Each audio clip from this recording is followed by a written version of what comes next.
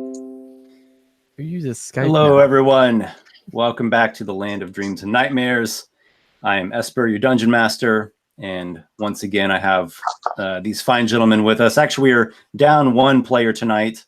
Dennis is not going to be joining us, sadly, but he'll be back next week.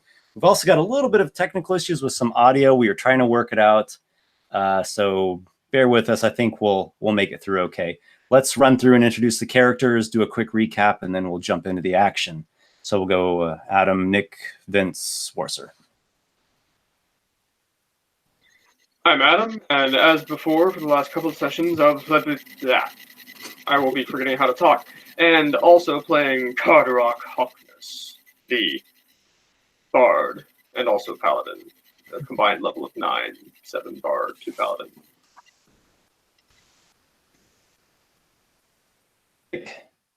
Oh, I'm sorry. Hello, I am Nick. I play the Arcane Trickster Arcane Trickster Rogue Robin, and I am a level 9 and a half elf.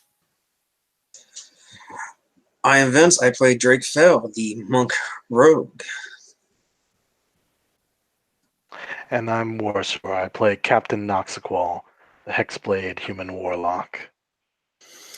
So, last time that we played, the characters made it to Ravenswol, which is a small town, bit out of the way. It's actually I guess we could call it a frontier town, as if you continue westward after Ravenswol, you are pretty much stepping outside of the bounds of civilization and heading into just straight wilderness. A farming community, a somewhat religious community. There are some temples to a few of the great old ones. The old temple to the gods is now defunct, and just vagabonds are hanging out there. Though, as you all learned previously, there is an emerging cult of the Raven Queen, which apparently they're still underground, but gaining momentum, gaining popularity. Who wants to do a little bit of recapping on last week's session, or I guess the last session? 3 weeks ago. Yeah.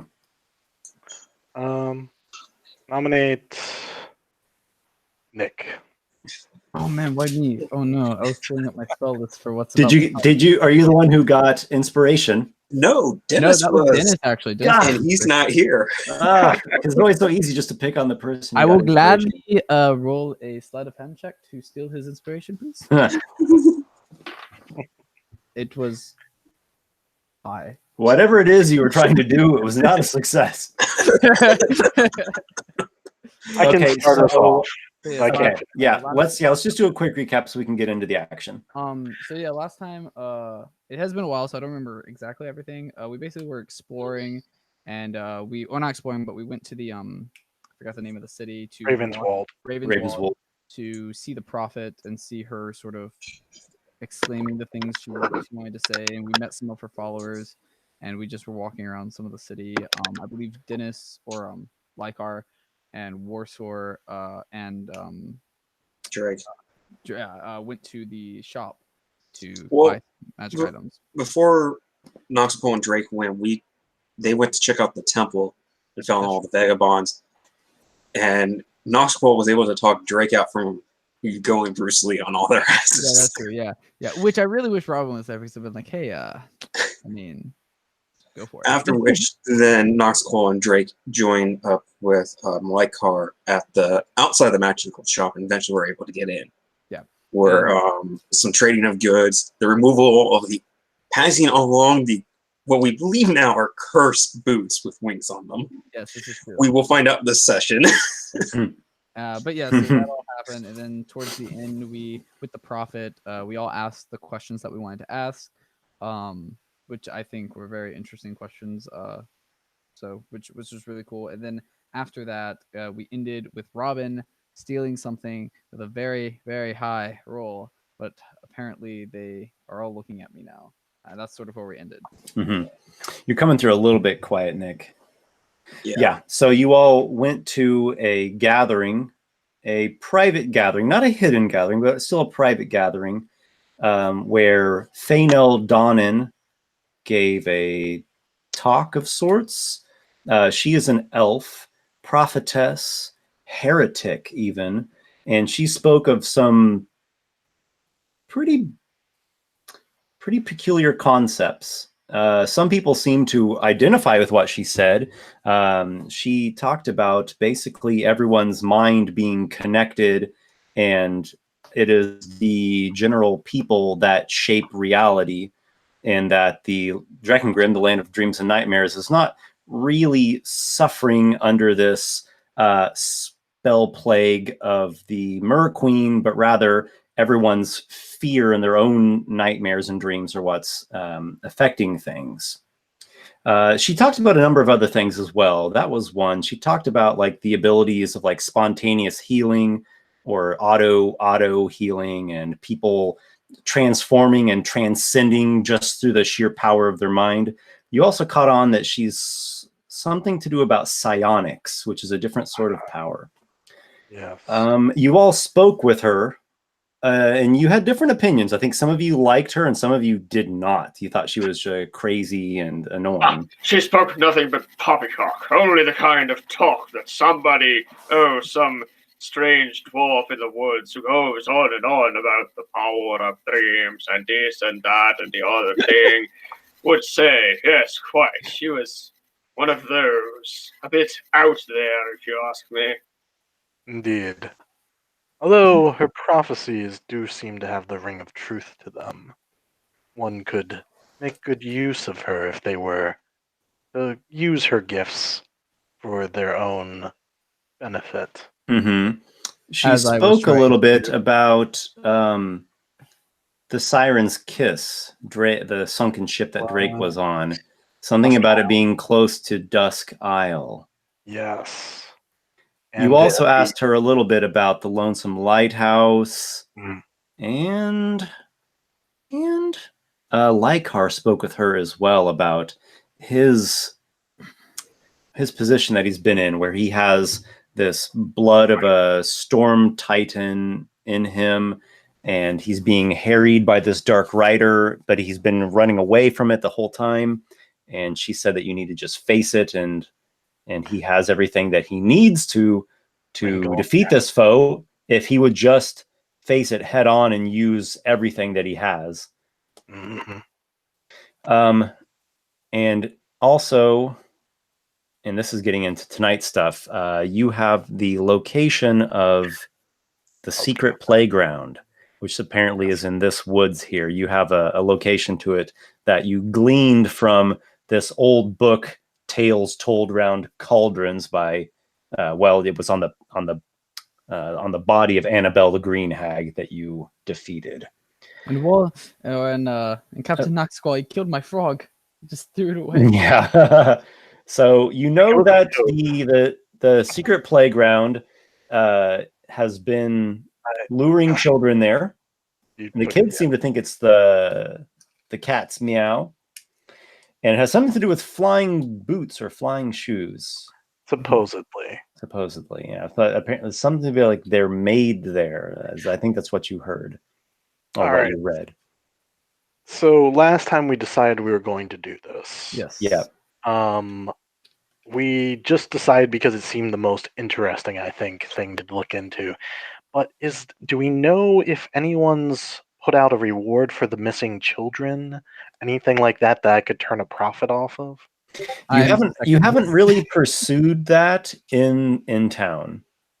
Robin, all you know is Lykar saw those two kids that was at this big well to Dagon, the deep drinker, and a couple of the kids said something about Tomas made it to the secret playground, and hopefully we can get there too.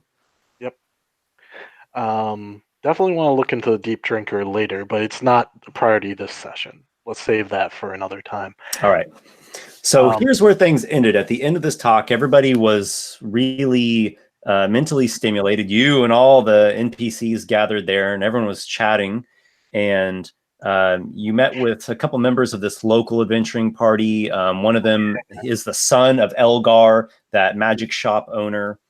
And Robin took it upon himself to do a little bit of thievery. He stole a coin purse, and he was quite adept at this. Yeah, his hands moved deftly. But after he stole it, a number of people looked right at him. It was like everyone in the street just like head snapped towards him. It was a few people. You look around and there's maybe 5 or 6 people. Were they around the person that I stole from? Mm-hmm. Yes, they're all relatively near you. There is there's a small crowd here, maybe 30 people total.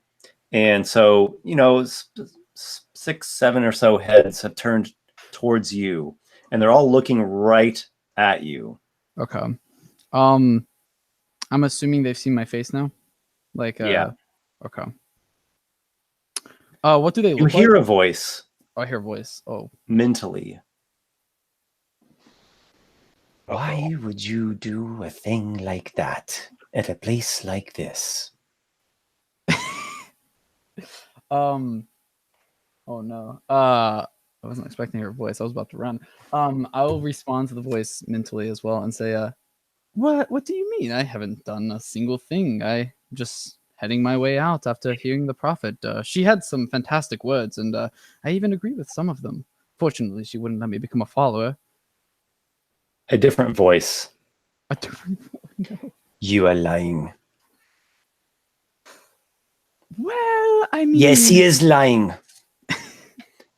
I'll say, let's see what he says. Quiet. Well, I mean, the truth is, it's like a spectrum. There's gray areas. We all sometimes lie a little bit, but what do you think I'm lying about? I haven't stolen anything or taken anything.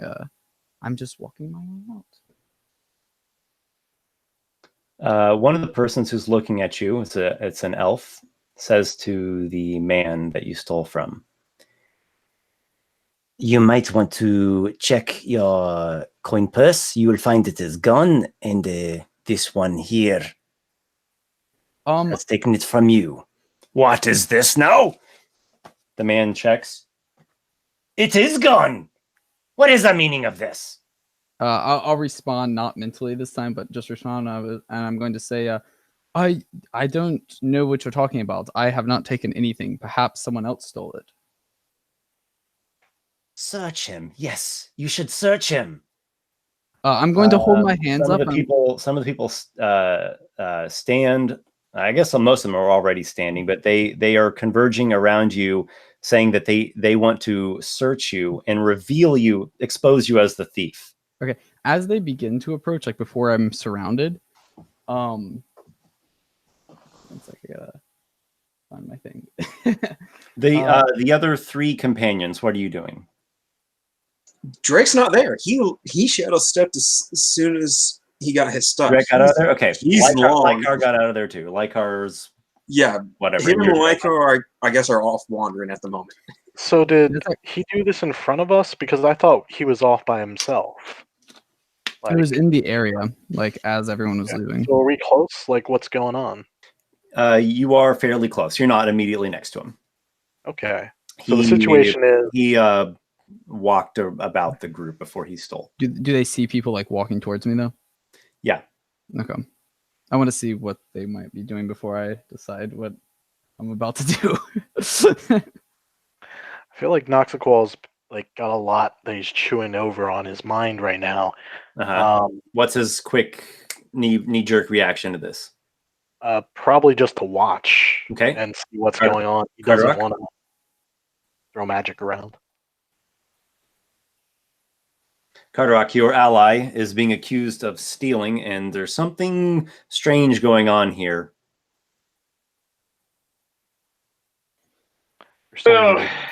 Robin accused of stealing. Hardly that is strange. That is hardly strange. However, I did not see it myself, and as of yet, I have yet to witness a case in which he has stolen anything which I have not witnessed. As Carderock is speaking these things, I'm going to look at the people who are approaching. I'm going to say, would you truly disagree with an honorable knight such as him, someone who is for the people? I am with him. He is my ally. Why would I ever steal when in the presence of such awe-inspiring of a man? I'm going to sort of bow my head a little bit at Carderock. I mean, if indeed you did this thing, your bollocks shall be as my oysters. I say, this man is innocent. As much as I am a knight, this man did no wrong. You had better not have, or your head shall sit above my fireplace. Let's not make bold proclamations. I'm going to agree. I'm going to sort of restate what Noxiqual says. Yes, let us not make bold proclamations. You have no proof or even evidence that I have stolen anything. You are only accusing me because I am new around here, and I'm sure that you always accuse people who are new of crimes when you're not sure of what's going on. You have no right to search me. Only proclamations here are those of the truth. Captain Noxiqual, we shall be rid of this place soon enough. And when we are gone, they shall not know our names anymore. Okay, so as quickly as we can.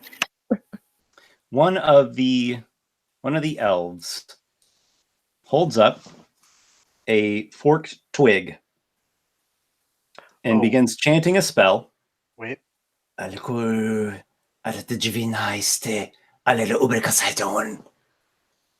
you interrupting this, Nox? Yes. I'd like to say, perhaps you haven't heard of me, and these men are on my crew. My name is Captain Noxiqual. The great Captain Noxiqual.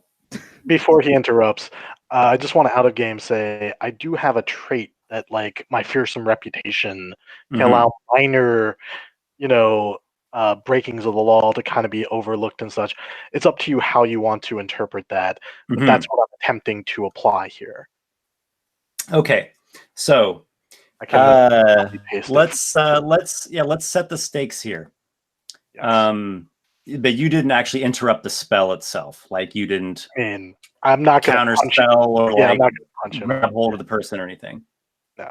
Okay, so this person has cast a locate object spell for the man's coin purse, and the forked twig points right towards Carderock. Others that were I'm sorry, not Carderock, towards Robin. No. Unless you secretly put it on Carderock's body. I was thinking of doing that, but I was like, I probably shouldn't do that. That'd be like, oh, thanks, buddy. Pat him on the back while you're. I was really thinking of doing that, actually. That'd be great.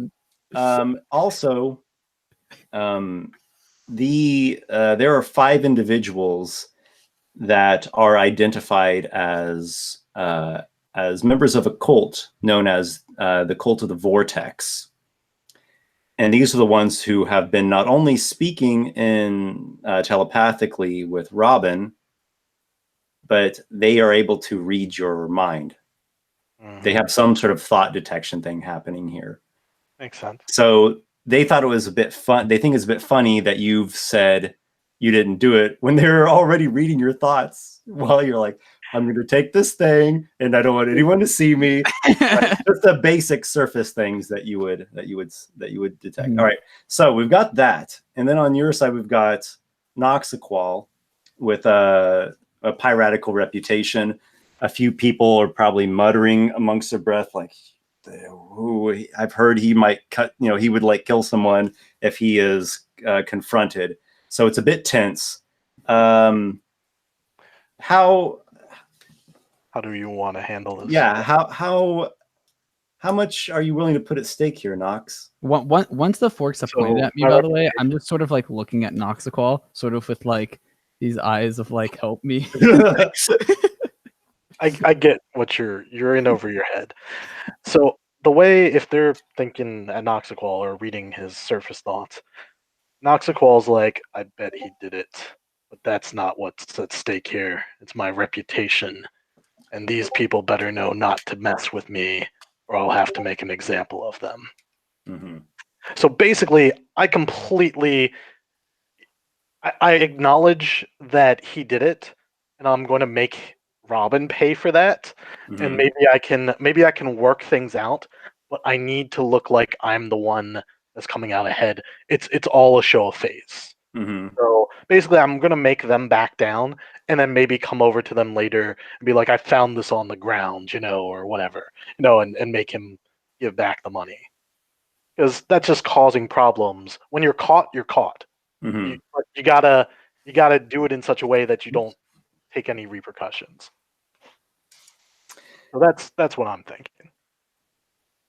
So you are only willing to risk Reputation, basically intimidating them. Yeah, but you're not willing to.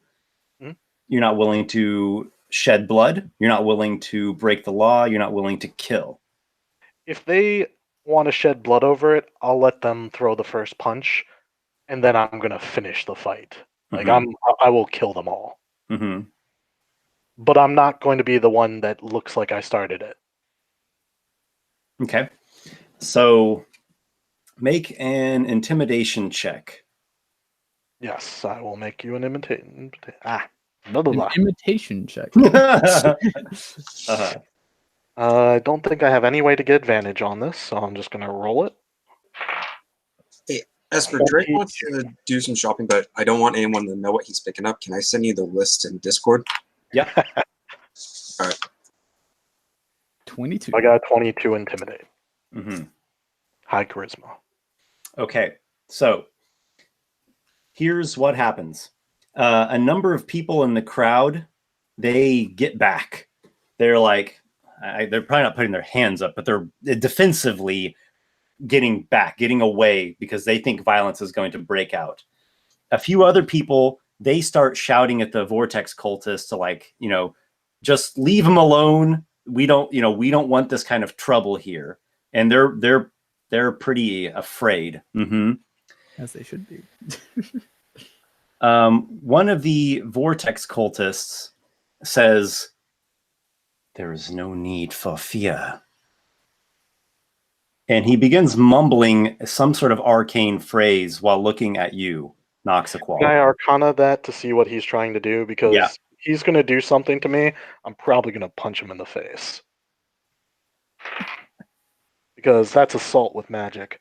Let's see. Arcana. No, I'm trained. Can I also do an Arcana to see what's happening? Yeah. I'm trained in, so proficiency. That's a 13. You are not sure. I got Right. a... He said there's no reason to be afraid. He starts casting a spell while looking at me. Yeah. I got a 15. Take an unarmed strike at him. I got a 15, by the way, if that's any...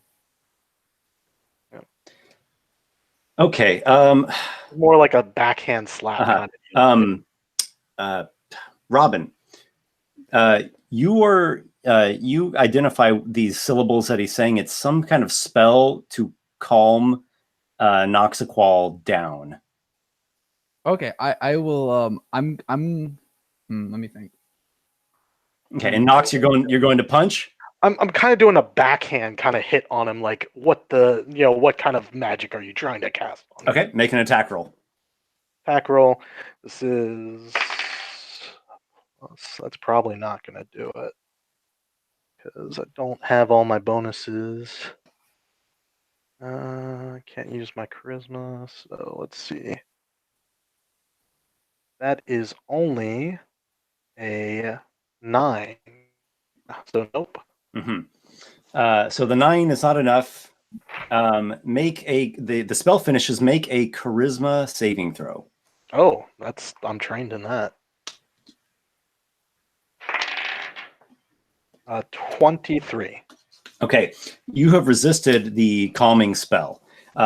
Your fearful presence persists, and the vortex cultists, they look a bit worried now. They're throwing glances to one another. After that happens, where I see that the spell has been done and this has happened, I want to sort of pull out a dagger and so just sort of flip it around my hand and stuff, and look the mage directly in the eye who did it on Captain Noxiqual and look and say, I'm a fairly jolly fellow, but I dare you to try and harm my captain again. Make an intimidation check. All right. That's charisma? Yep. Not amazing, but it's not horrible. It's a 14. So here's the position of the Vortex cultists. They are going to summon the town guard. Mm-hmm. Robin will be arrested, and you'll have to pay back the gold. You'll probably have to spend a little bit of time in a dungeon cell, but they say perhaps you can pay off some sort of fine and avoid rotting away in a cell for years for thievery. That will be between you and the guards, though. We are not going to break the law. Is it not illegal to cast spells against people that have done nothing wrong? Well, it could be. It could be. Okay. I'm going to look at them and say, perhaps, but I agree that maybe I did steal something, and maybe that's against the law, but I believe it is quite very much against the law to cast a spell against my captain who has done you no ill will. You all have If been it's not against the law, I've got a spell for them. We are not blasting you all with fire or lightning or merely detaining you. That is within the bounds of law. I interrupt and I say, you are not detaining the one who has committed the crime, though. You are detaining a passerby, a We are pacifying the one who is threatening us all. I say, good sir, I say. There has been only one law broken upon this day, and that law has been that crime has been perpetrated by that man over there, a foul, fell spellcaster of evil renown and ill repute, who seeks to see some dark and evil entity summoned upon this land. This man to my left, as Card steps forward to Robin's right, is innocent. And in doing him so, you are only obstructing justice. For you see, that man over there is so evil, he knows not how to control himself in polite society. And upon the word society, Card will go ahead and cast Tasha's hideous laughter on the cultist. Okay. Is it a wisdom save or does it go off their hit points? Wisdom. It's a wisdom save. Wisdom save? Okay. Yep. 14? That'll not do it. It sounds like he falls to the ground in a fit of laughter. Yes. You see, he cackles madly right now, even now. He cannot control himself. He is a menace to society and to all. It shall be removed from it if you know how to do your job. I sheathe my dagger, and I sort of put my arms like this, and I begin to nod, and I say, you see, he is the true culprit. Let us go now, or maybe we will have the gods come to you for trying to attack my captain with a magical spell. You all hear voices in your heads now. They're basically saying, this is a charade, this is buffoonery, this is ridiculous. But they want no bloodshed. They're also they seem a bit apprehensive about you all because, well, you're pretty threatening and tough things. So the one who is not laughing, or one of them who's not laughing, says aloud, "Put down what you have stolen.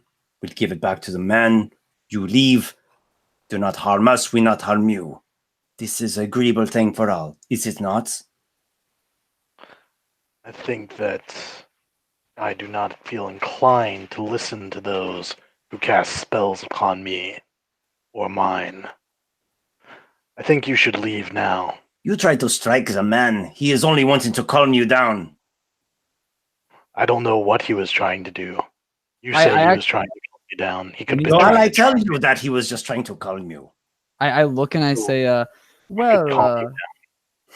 look and I say, well, I'm not very prominent in the magical arts. All I know is that you were trying to cast something on my captain, and he was just simply defending himself. And we have witnesses here who could attest to that.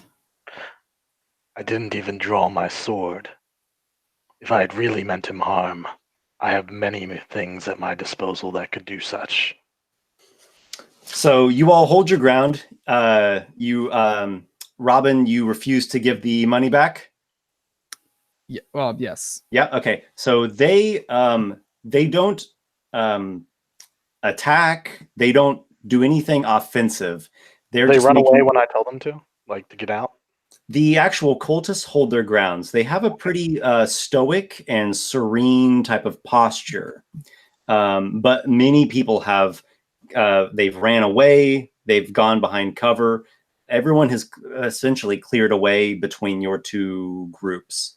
The cultists, they don't advance, and they so far have not made any threats, but they've made an offer for you all to relinquish the stolen gold and leave. Mm-hmm. I am getting less and less patient with them. Robin, do you have this man's gold? You asked me if I have this man's gold?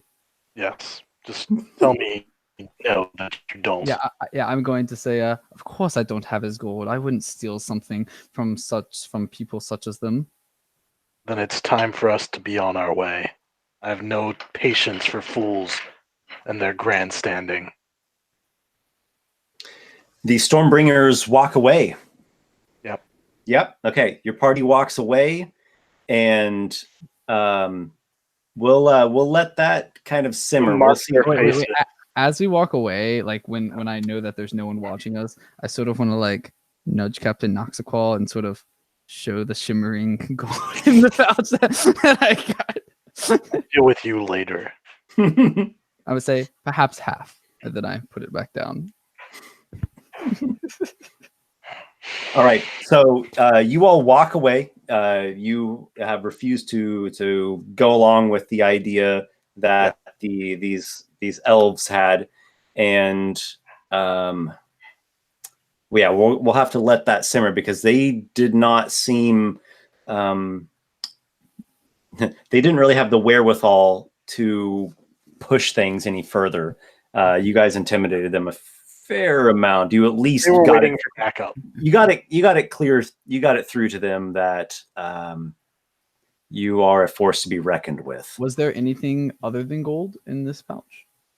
Okay, so I don't think you've even looked inside the pouch yet, have you? Yeah, once we're safe distance where like no one's really knowing about this, and like I want to like sort of look into it and see what's inside. Roll 2d6. 2d6. 2d6, huh? My black and How many beans are in there? okay, this might be a good thing. I got 2 1s, which is I think that is fantastic. In some games, that's amazing. Okay, and then roll another 2d6. Another 2d6. Yeah, the same ones. Oh shit! All right, this time I got a 5 and a 1. You find 2 gold coins and 6 silver pieces. Oh, these guys are poor. 2 gold coins and 6. For just a regular person carrying that around, not poor. Not fair. really that poor. Fair. Not to mention, remember how much you spent in your That's true. healings. That's back true. in the I'll port sort of like take the gold out of like the stuff and like hold it in my hand, jingle it around some, look at it, look at Noxiqual, toss him one of the gold coins. Like, you're tossing a gold coin at him, he just lets it fall. Like, Or you don't even want it. no, All right, when you let that it was fall, not worth the trouble, and you will pay for that. I'm gonna give you sort of like like a pouty, like an angry face, and then go pick up my coin and be like, well, you know what? I think it was worth it, and then put it in my pouch.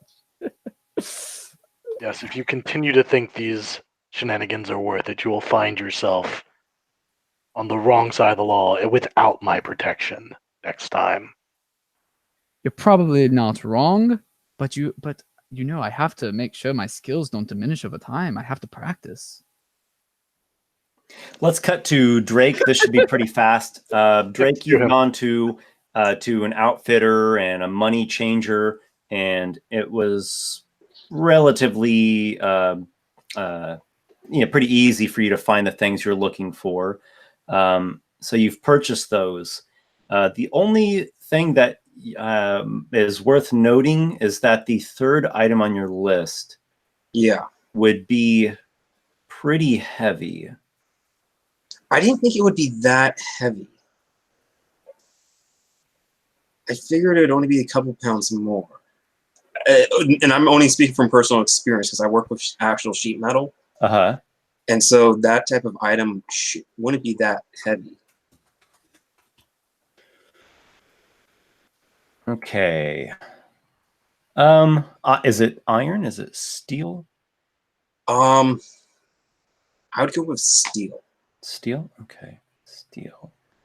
All right. So we'll call that a round piece of steel. Okay. What would the diameter be on that? Maybe 1 inch?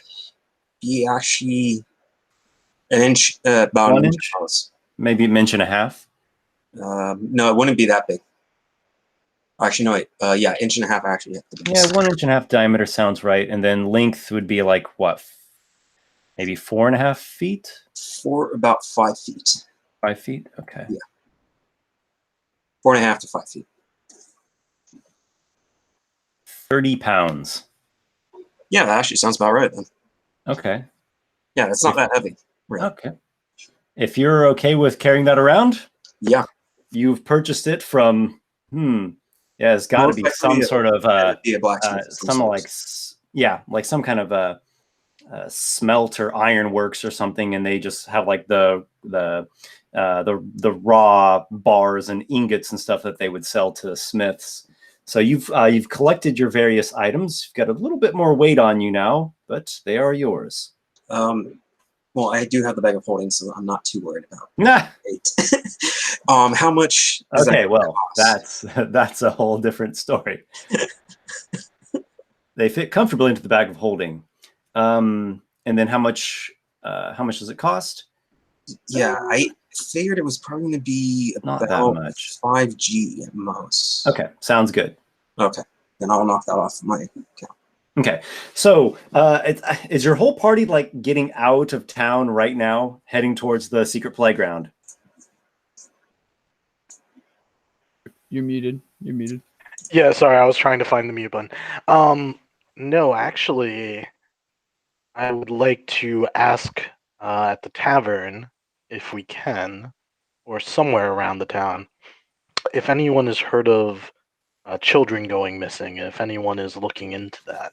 I'm sure this is not a unknown thing if people go missing. Okay, so are you heading back to High Feather Tavern?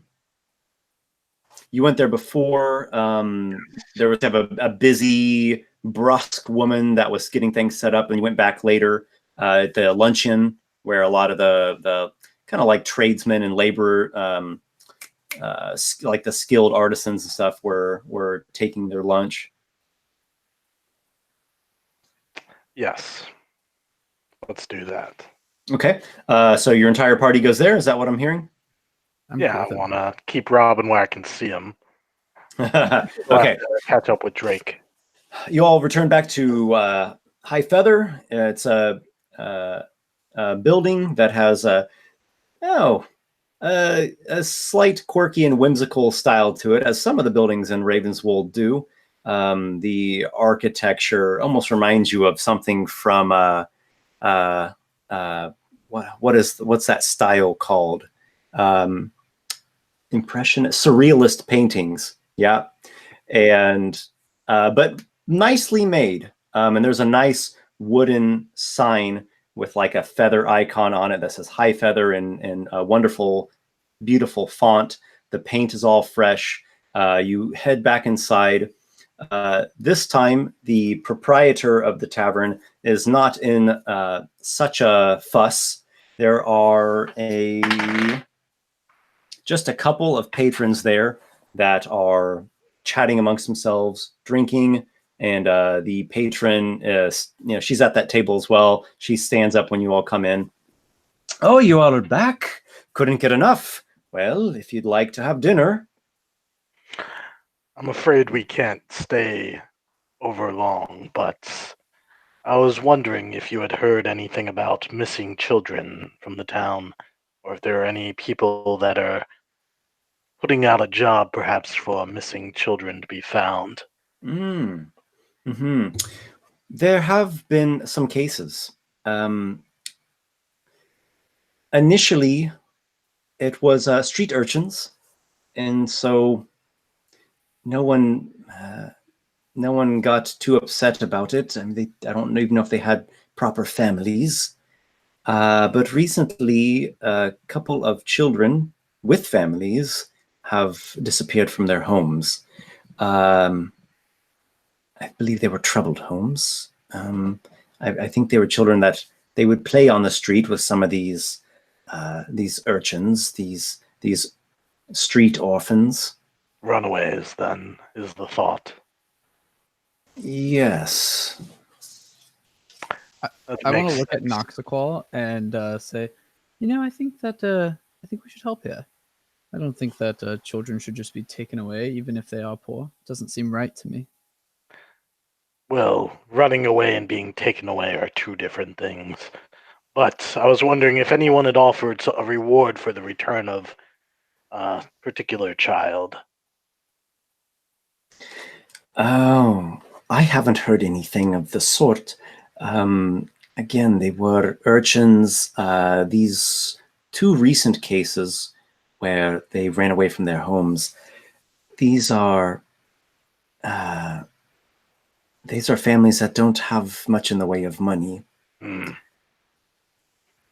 you really put a price on a child? I suppose not.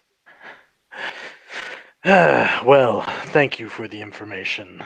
I will perhaps stop back in here if we are ever coming through this way. Come, Robin. What about your friend, the wagon driver? He seems rather fond of ale. I don't know if he was intending to pay for that wine. Actually, he's purchased some pretty expensive wines, and he said something that you would be paying for for his drinks. I would like to make an insight check here, because this seems a little odd. Unfortunately, that's a 6, so I have no idea. Where is he? We have things we should discuss. I believe he's next door at Candle Lodge. He said that you all were staying there. I will visit him, keep his tab for the moment. Rest assured you will be paid. What is his current running total? 6 gold pieces. That's quite a lot of drink. I look at Noxiqual. He has a taste for fine elven honey mead. I look at Noxiqual and I say, so Captain, this may be slightly my fault. I did indeed told him that I would buy his room for him, and I told him that I would buy him drinks later, but not that I would have a tab for him. Oh, so this was your doing then, again? No. And I start laughing. I say, I did not say that he could take a tab out for us. I said that I would buy him drinks later. I'll put it to you this way, Robin. I'm not paying for it. Either I'm not paying for it, or he'll pay for it. And I would like you to explain that to him. Absolutely. Don't worry. I will explain it properly to him and make sure he understands what he has done. And I look at the woman and I say, don't let him take out. Make sure he knows that anything he buys here is not on us.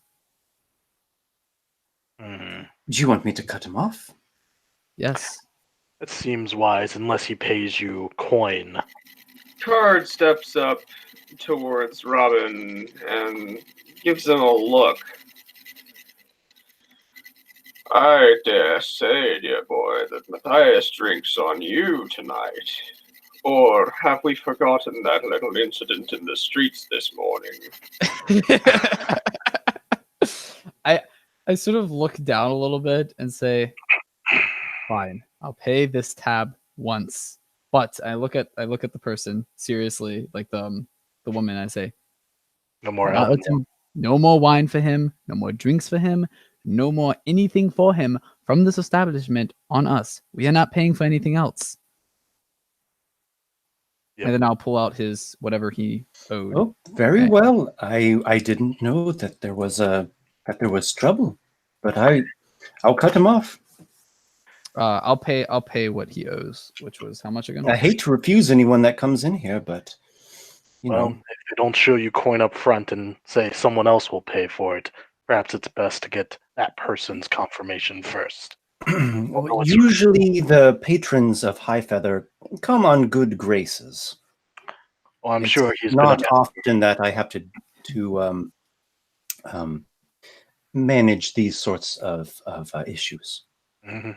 Well, I'm glad that's been dealt with, and let's speak of it no more. Well, thank you for your understanding and the expedient resolution. And if you all would like dinner, still it is nearly ready. Roast pheasant, honeyed breads, turnips. What time of day is it? It is evening time. Maybe sunset's getting close. We should spend the night then and leave first thing in the morning for the secret playground. And yes, if we stay the night, I will go have a talk with the wagon driver. Go right ahead. We need to find Drake. Is anyone concerned about the law, about legal ramifications? I was about to ask, that happened today. Has Drake heard anything about what has happened yet? Has that begun the whispering move through towns with the rumors and stuff of what went down? Not yet, but it did happen. Just they basically just happened. So so the news hasn't spread far enough for him to pick up on it yet. Okay, so then he's still doing it. Just give it a little bit of time. Okay. Did you see? Apparently, those people are going to report it because they're not afraid of us. At least not afraid enough. But if the law comes knocking, I'm not concerned.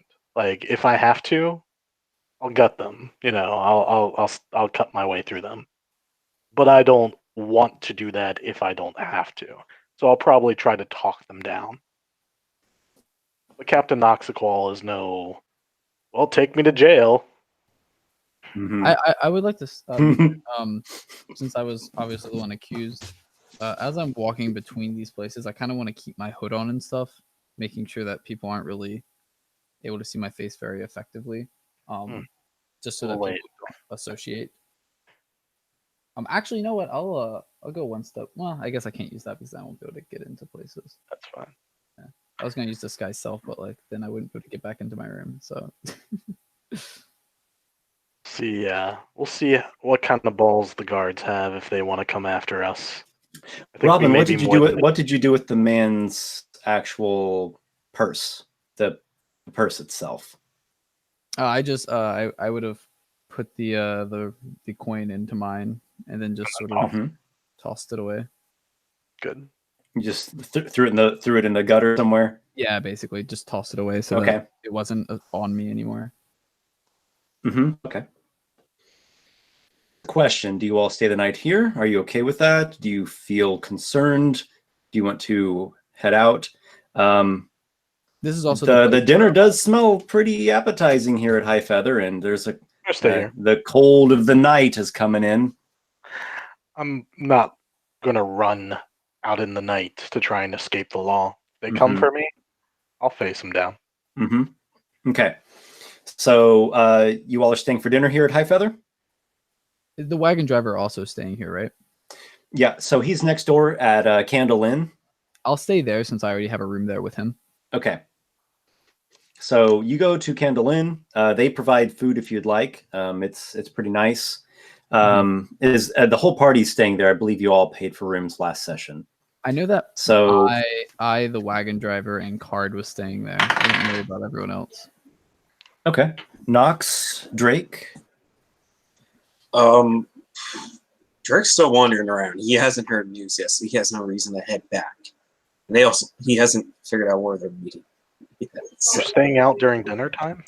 Well, he's heading towards some sort of an inn. So I guess probably at some point he would end up like one of the two. Right. Is there anything that you have to do before that? Because otherwise, let's get No, he was just saying he showed up at this point then. Mm-hmm. Okay. So I'd say let's cut the scene here. I did a roll. There's nothing that's like nothing too major is happening, at least not yet here in Ravenswold. And it sounds like the next day you're heading out on the adventure. So I'm fine just to cut straight to that.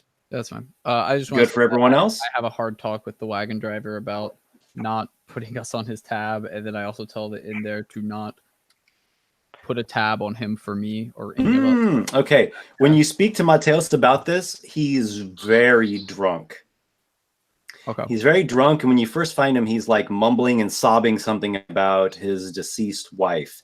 And you have to kind of like get him to his senses, and then he responds a little bit, and he's just like, "Ah, yes, I want your bloody curry. That elf talk."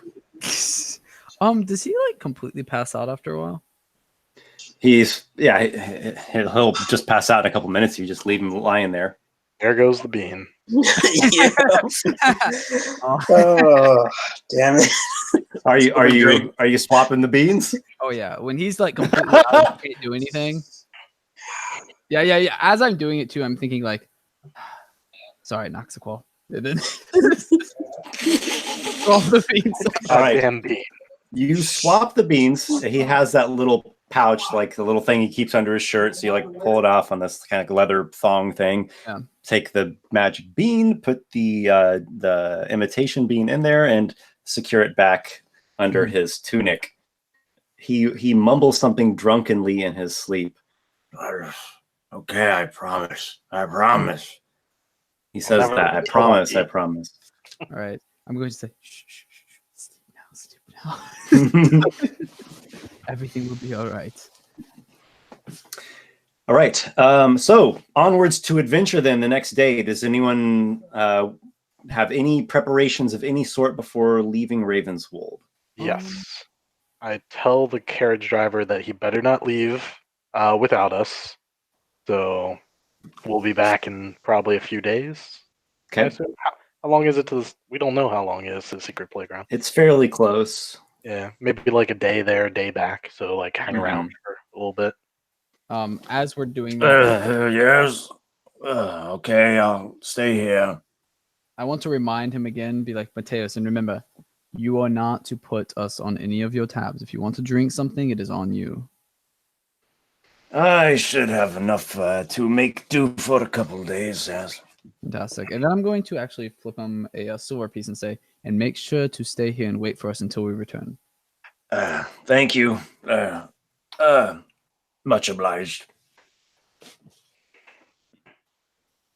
Don't worry, okay? You're all looking at me. I'll be fine. I won't rack up a debt. Noxiqual's already walking out the door. I sort of pat Mateus on the back while we go and say strong, my friend. Hangovers are nothing to laugh at. Then I walk away. Is Lykar coming with us, I guess, technically? Lykar. He's doing magic. Lykar is not doing so well either. Not from a hangover. He is taken ill. So he's staying here is what I'm hearing rather than traveling with us? Lykar says that he is going to remain here with Mateus and make sure he doesn't get into any further debt. Okay. I can appreciate that. Thanks, Lykar. We'll tell you about the adventure when we come back. Hopefully he can... Yeah, I hope you do come back. No, he doesn't. Lykar would be like, not everyone but you. But anyways, let's proceed onward to the secret playground. Mm-hmm. Okay. You make your way through what are basically lightly wooded low hills until you get to this this small forest here. You're following the instructions that Noxiqual deciphered inside of the hag's book. You make your way through the woods. It's a cold winter's day. It's pretty quiet.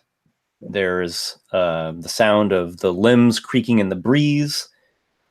The broadleaf trees are mostly barren now, and there's also lots of evergreen pines and spruces and firs and such, and they are, well, as you would expect them to be, evergreen in their whorled and needly stands. Maybe here and there you'll see an animal flitting about, and you follow the guidelines in this book to a place at the center of these woods where there's an old well. You're looking down, and it gets pretty dim down there, but Nox has 120 feet of dark vision, and you are able to see to the bottom of the well, and it looks fairly dry down there. Maybe not dry, but there's not much in the way of water. How deep is the well? It goes down about 60 feet, and you see that it's just kind of like this, some muddy pools at the bottom, a little bit of fungus of some sort growing down there. Well, I suppose some rope secured up top here should make the trip down there fairly simple. Okay, so your party climbs down a rope, and you find yourselves in a small chamber. The well here is, there's not really standing water. There's just puddles, and there's a small well room. And this chamber at the end of it has a archway, very roughly hewn into the bedrock, that seems to be leading into a cave or some sort of underground tunnel. The light here is dim, and indeed, looking through the tunnel, you'll see that here and there are patches of phosphorescent fungus. So it's a dim light area. Here and there, maybe will be patches where it gets a little darker. Underground, so it is kind of moist, but you don't see any actual water reserve down here anymore. Gotcha. Well, is there anything, you said there's an archway, is there anything like inscribed or anything on it? Or is it just a stone archway? There is nothing inscribed, though as you look down this tunnel on the other side of the archway, you see here and there pairs of shoes resting on just like old rusted nails driven into the earthen wall. Bad quality shoes, children's shoes, but caked in mud, falling apart, old raggedy things. I'm going to point at it. Ritualistic. I'm going to point at it. I'm going to say, that doesn't look good. Perhaps we shouldn't go down that thing. And if we do, I don't want to be the first one to go down it. Take the lead, Robin. This Just one will gonna- take the lead if must. I need someone who can look for traps. So I'm fine with you going first. If you spot it, Robin will deal with them. Very well. Just going to sort of glare and be like, fine. And then I'll walk forward. Actually, both of you. Why don't both of you watch each other so that in case one of you misses something, the other might help the other one out. I'm going to look at you and going to say, are you implying that I can't find traps myself? No, I'm flat out saying it. No implications needed. This one has some skills, but this one could always use help. Me and myself and Carderock will follow behind you about 10, 15 paces back. Sounds good. Adam, does that sound good to you? Adam? Oh, yeah. Oh He's no, muted. is he gone? I don't know. But he's muted and camera off, but he didn't say anything in chat, so I'm just wondering if anyone knows. I don't Oh know. my. Yeah, we have a bit of technical difficulties tonight. Okay, so we'll go with that for now. Robin and Drake are 15 feet ahead of Noxiqual and Carderock and back, and the two scouts are just basically side by side in the front. Is that what I'm hearing? I think that's Yeah, that seems good. Okay. Yeah, that works. Okay, so your party moves ahead, and you go through this tunnel, and you find yourself at the entrance of a maze. a maze. An underground maze of roughly hewn stone walls. The corridors vary in width from at the narrow point maybe 3 feet, and at the wide point, 9, 10, 12 feet wide. Here and there, there'll be like little chambers, and dim light from patches of phosphorescent fungi. And as you approach the entrance to the maze, you hear distant echoes of flute music. Some sort of festive flute playing is echoing softly, emanating from somewhere deeper within. I'm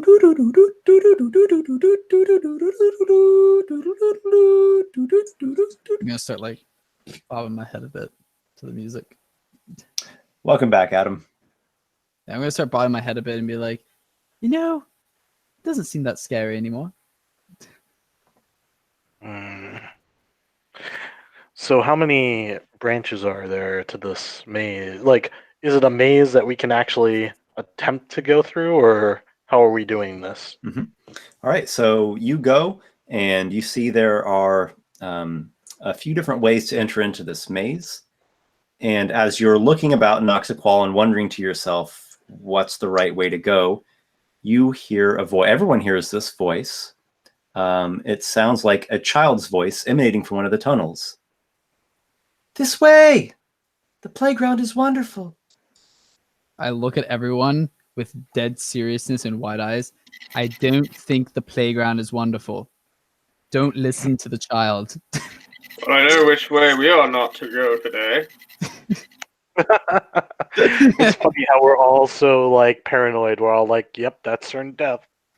Can I make a check to see which tunnel the voice came down on, or can I tell? You don't have to make a check because you can just hear it echoing from the one tunnel. Okay.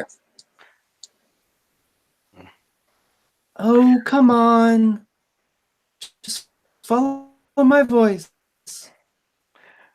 Are there any distinguishing marks around the tunnels? Perhaps someone drew something or carved something. Or are there any footprints or anything that also might indicate Yep, direction? people have gone through this maze before, and they've made some marks. Some of them even like wrote little things. Looking at them, some look relatively recent, and then others look older. They're worn and not as easy to see. But you'll see markings of maybe a couple other adventuring parties that came through here, and people trying to like mark out the way through the maze. Could we interpret them to see like a good way of proceeding? Well, you There's can only- see where other people have gone before, Okay. and actually, we'll just say there's like 4 entrances, and there's marks at all of them. Here's my plan, and you all tell me if you have a better one. We pick one direction, and we stick to it, and we follow the wall. Either there's magic involved, or we find our way through the maze eventually by eliminating places where we can't, go. Except for the way where the voice is coming from. I would choose that last. I don't trust that voice. Okay, so you all decide to head into the maze, but you're not going to follow the voice. Ideally, going to one of the two furthest, like right or left tunnels. Okay. I agree with that. That's fine. We can abstract this a little bit, and Yep. that'll work. So the first thing that we need here is is navigation. I think that's probably primary. We can have one person be the navigator and everyone's following that person, or you can make a group check where you're all gonna. It's investigation, right? Or you can make a group check where you'll all roll investigation, and we're hoping for at least half of you to succeed. So at least 2 out of 4 to succeed. All right. So what? So you all tell me what you would like to do, and if you choose just one person to navigate, the others of you, of course, can do things that might help out the party. Whatever you would like to do, whether it's a skill or a spell or just some adventurer trick that you can come up with through cunning. So out of game, I am proficient. I'm proficient in investigation, and I have a +4 with intelligence, so I would get a +7 if we want to do me for that, or if someone else has a better thing, then we can do that. That's for at C. Does that sound like the best bet to have Robin be the navigator? Yeah, you be the navigator. Yeah. I'll support you. Okay. So we'll have him roll that first, and that's going to represent several minutes of checking the surroundings and doing your best to get your party through this and not get lost. Right. So after we do that, then we'll go to everyone else individually, and you can let me know if you have something that you think will aid in your traversing of this maze. Okay. Before I roll, did you have anything that could give me any benefits, Noxiqual, or anyone? Like some sort of advantage, perhaps, you would say? Mm-hmm. Give me a second here. Nope.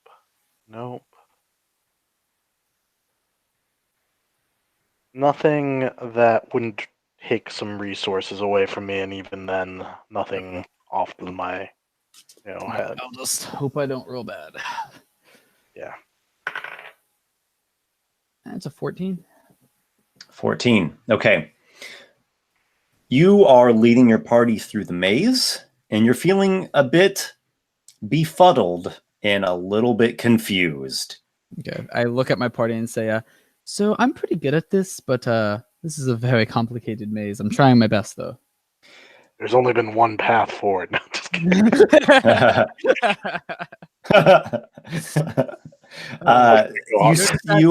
In fact, you stumble upon something, Robin.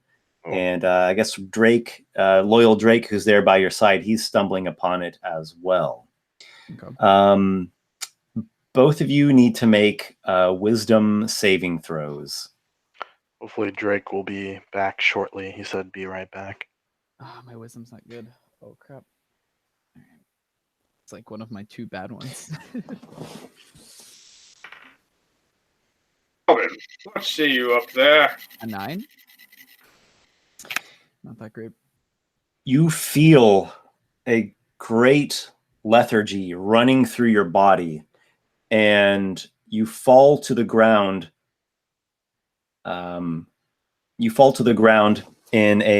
You're in a small chamber in the middle of the maze. You fall to the ground unconscious amidst a bunch of toadstools. Drake, where are you, man? Yeah, I'm gonna give Drake. 1 minute. Otherwise, I'm gonna roll for him. Noxiqual and Carderock, you are 15 feet back. Do they see this happen to me? Yes, they do. And do I have a chance to say anything as I'm falling? Can you say it in like a sleepy, falling asleep voice, in the middle of your sentence? That's okay. Just don't. Drake, welcome back, buddy. Hey Drake, we kind of need you to make a wisdom save. You and Robin have stumbled upon something.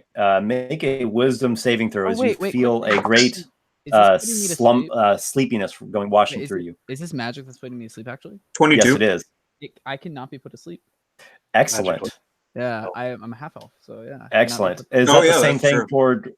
Yeah, he doesn't fall asleep. Yes. Okay. Yes.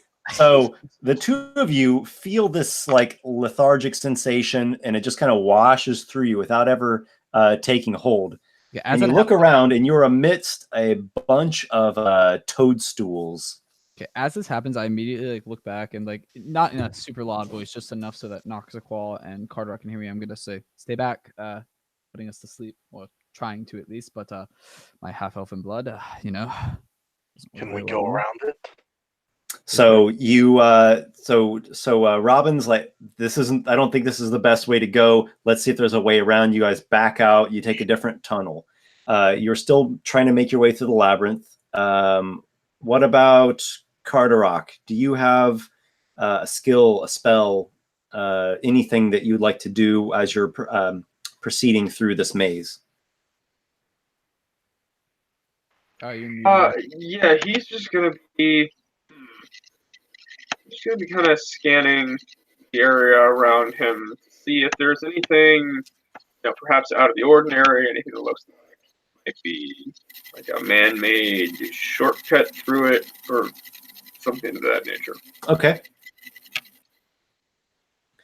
Make a perception check. It's going to be a 22. Mm-hmm. Okay, so you pick up on some details, some signs that seem to indicate someone who has successfully navigated through here before.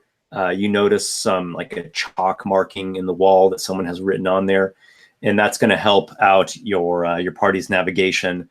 So Robin, your next check, I'll give you advantage on that. What about Drake? He's going to pull something out and mark the walls on where they're going. Ooh. Mm-hmm. So now we have marks. And it's just going to be like a simple arrow Mm-hmm. or an X. So like the tunnel they left, he's going to put an X there. Mm-hmm. Okay, so And you've marked the Stormbringer's progress in an identifiable or recognizable way for your party. Noxiqual? What am I doing to help out? Let's see. I've got skills. What about your inspiring leader thing? Can you give people temporary hit points? I can, like that. I assume that was already in effect, but yeah, I can. Okay, you've already done that? Yeah. Okay. How much? Everyone gets how many? 13? It is my level, so 8 plus 5. So, yep, 13. 13. All right, so everyone has 13 temporary hit points. Correct. Noxiqual, I feel alive. Okay, Yeah. so I think that all sounds pretty good. You're going at this in a pretty practical and a pretty good fashion. Let's continue with the navigation. You're moving through tunnels, dimly lit things. Every once in a while, you catch the sound of flute music echoing from somewhere much farther in. Make another investigation check, Robin. All right. You have advantage due to the assistance from Carderock. You know what I just realized? Level 9 gets a +4 to proficiency, right? I believe You're really so. I just remember that. Yes. Yeah. Can't hear you. Yeah. Oh, Yeah. Level 9's +4 proficiency bonus. Wait, how do you get level 9? Because I was level 8 and we leveled up. I didn't level up. We leveled up last time. Well, because I got the extra milestone. I was at 9 milestones, and we got that 1 milestone. Interesting. Yeah. Sure, you're not level 8? Pretty sure I'm level 9. Are you copying? Are you taking the milestones from your last characters as well? Mm-hmm. Because I had 9, and then we got another milestone. It's funny that you're higher level than me, and you started after me. That's why I'm just confused. I think you just hit level 8, Nick. Oh, I might have just hit level 8. That makes a lot more sense. Yeah, that makes sense. I might have wrote. Okay, my bad. Yeah, because I hadn't looked at my sheet in like 2 weeks, and I was kind of like, okay, I might, Yeah, Drake is total of level 8, so that's like, and I know I'm definitely behind. All right. Warsor. Level behind me, and that you. Yeah, that would make more sense. Yeah, that would make more sense. I'm sorry. My bad. Oh no, you're fine. I was just confused. On. So, proficiency bonus of +3. Yeah. Oh, I did 3 last time though, so okay. My fault about that. All right. Okay, this is much better then. This is 18 plus 7, so 25. Okay. That is a success. You are making progress through the maze. You feel confident that you are heading in the right direction towards this flute music or towards some eventual exit.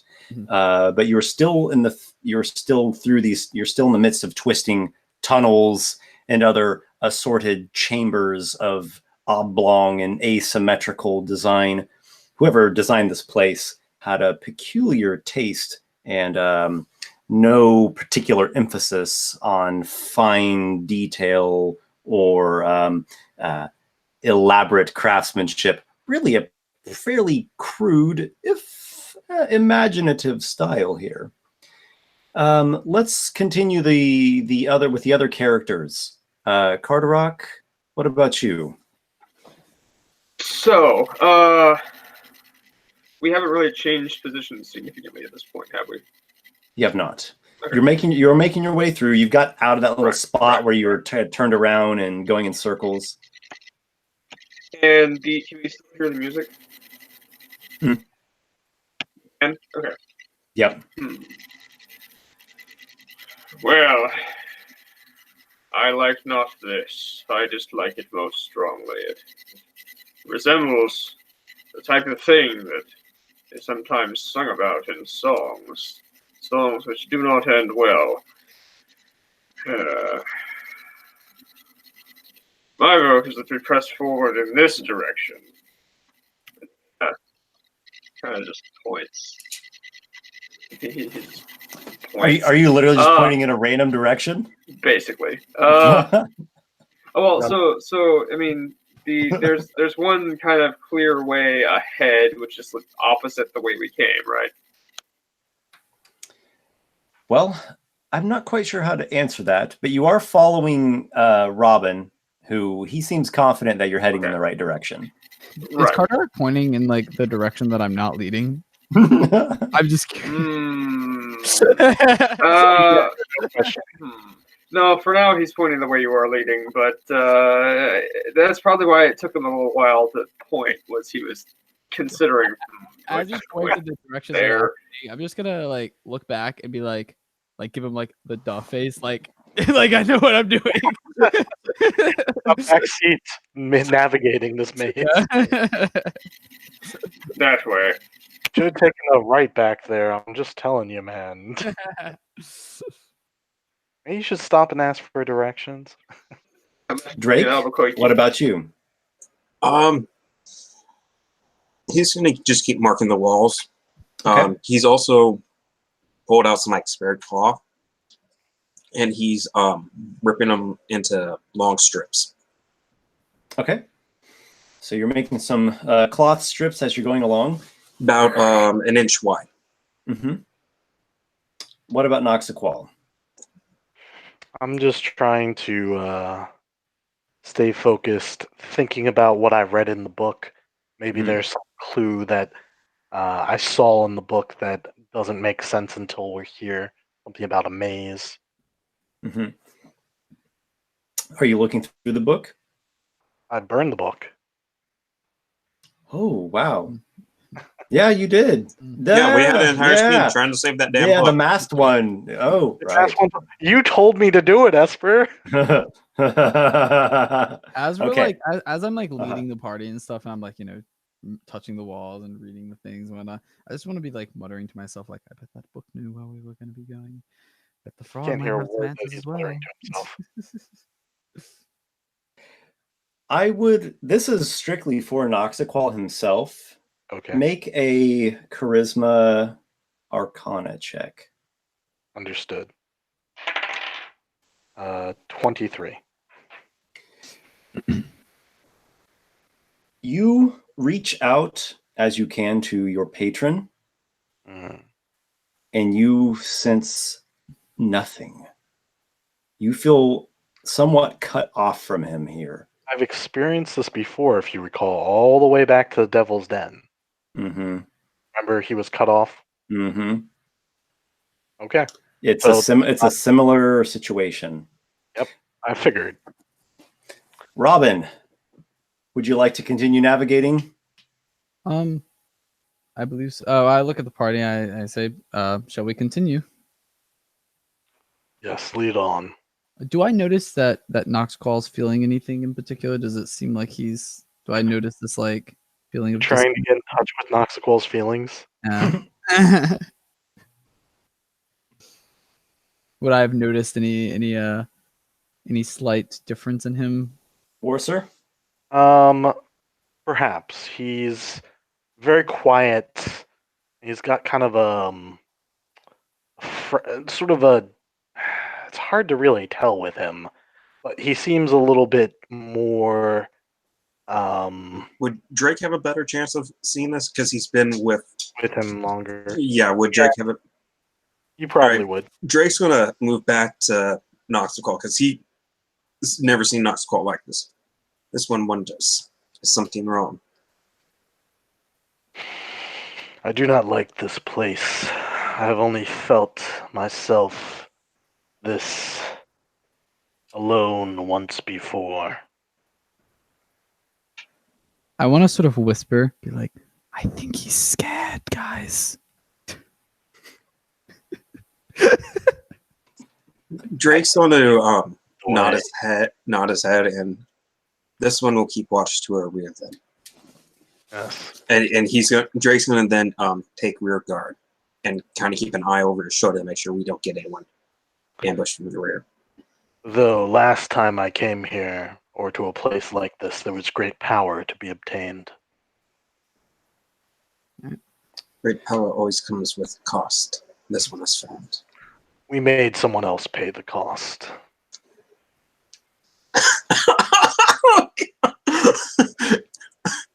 Drake's not laughing at this. That was completely out of character. There's one detail I would like to add in.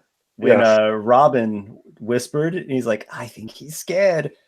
Somebody else responded, is like, yes, I think he is. Yes. There's a little giggle from some dark corner. What I know, there was an invisible hag following us the other night. Mm-hmm. Can we hear that? Can I Can you hear that? Yeah, someone whispering that back. Everybody heard it. I will draw my sword and swing it in that direction. Okay, and maybe you send off one of these slashes of dark shards through the air towards it. You don't think you've struck anything, but the voice is gone. Yeah, it was worth attempting if there's invisible. Maybe there's a little giggle from a different corner as you're attacking the darkness. I'm gonna look at Noxiqual dead in the eye and say, Noxiqual, I understand that you're scared, but you don't have to fight the darkness. There's nothing here. I think you should stop talking now. Fine, but I'm here for you if you need comforting or someone to talk to. What I need you to do is get us through this damn maze. I'll go back to continuing navigating. All right, make an investigation check. Do I get advantage or just normal? Just normal. Okay. Oh man, my rolls aren't that great today.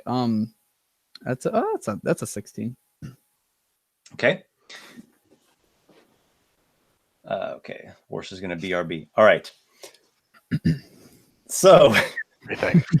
Yeah, you are coming upon a location.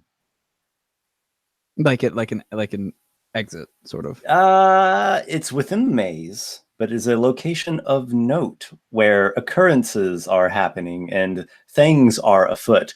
However, you are successfully leading your party ahead, so you all are not being taken unawares or stumbling blindly into said thing that is immediately happening. So, I'm gonna pull up map tool. I've just started using this today, so I might be a little bit fumbly with it. More technical difficulties. So just bear with me. But I think I should be okay. So I'm going to share my screen with everyone. Sure. And you guys let me know if this is looking good. What version of map tools did you get, just out of curiosity? Whatever the most current one was. It had a few download options. Excellent. All right. How does this look to everyone? Looks good. I'm assuming the right is forward. Okay, so straight ahead. Where am I at? There we go. Can you see my mouse pointer? Mm-hmm. You can? Okay, cool. All right, so you are heading this. Oh, no. You're heading this way. Esper. Okay, Yeah, so I would be yeah, at the front then. Yeah, Yes, we're going to. Yeah. Oh, okay. Hold tip. Press Yep. the space bar while the mouse is on the screen. What does that do? Hold the space bar. Yep. You see it pointing? Yep, that's what I'm doing. Do you not see it pointing? The blue arrow that's popping up. In the You corner. don't click and drag. Just hold the space bar and move your mouse. Oh, okay. Okay, I see what you're saying. Just to make a pointer. Yep. Okay, very nice. Thank you for the tip there. Nice. Okay, so right, I just kind of guessed on where everyone might be. All right, so we've got Robin in the front, and then Drake was here with Nox. Carderock, do you have any preference? Sort of, in between them, like a little bit towards the front, but not at the very front. Okay. It's like closer to me. Each Yeah. square represents 10 feet. Would you be in the square above card or there? Just wondering how close you are to me. Well, it's not really a square, but yeah, he'd be in the one above, I would think. Yeah. Okay. So you have followed your navigator through a good while. You've been in this maze for half an hour, and you are coming upon a location of note. I'm gonna move everybody ahead. Aha! They have fallen out of the maze. Yes. It was a trap. Okay, nice. This is pretty convenient. I like using this. Yeah, I actually like this a lot. Yeah, it looks pretty good, and it's faster than what I was doing before. So here we have Robin. You can even see the name. How about that? Cardrock, That's fantastic. Drake Fell, and Noxiqual. You see up ahead here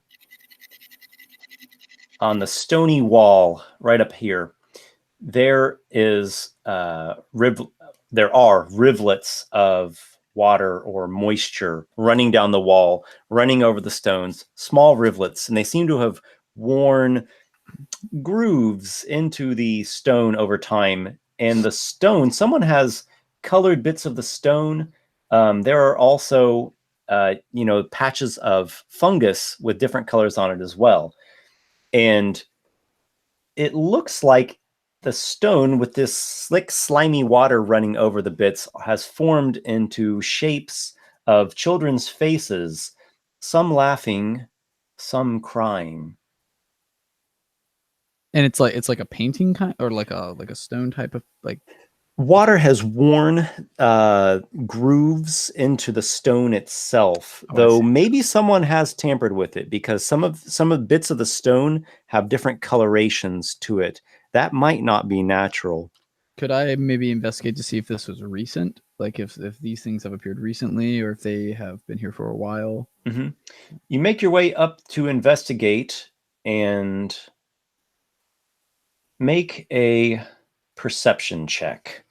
Okay. It's a 10.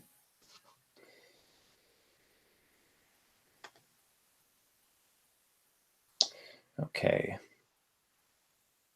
I'm just organizing myself. I've got everything I need. I just need to open up the right folder. There. Okay, excellent. I love being organized. There we are. All right. That was a pathetic stealth check. Okay. You see over to the side are some creatures. To the left? Yeah. I'm going to put them here onto the map. Okay.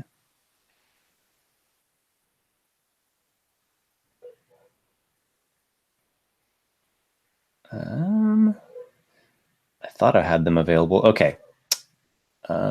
Give me a second here. Sure. If you need any help, let me know. Okay. I Apparently, I don't have these guys. I will have them in just a second, though. Do you know that you can drag things directly in the map tools, pictures? I tried that and I couldn't get it to work. You can't drag. You have to have like a JPEG. It's certain types of files that you just drag in and drop. Yeah, I'm pretty sure it was that, but no worries. I'll have it here in just one quick second. Yep. All right.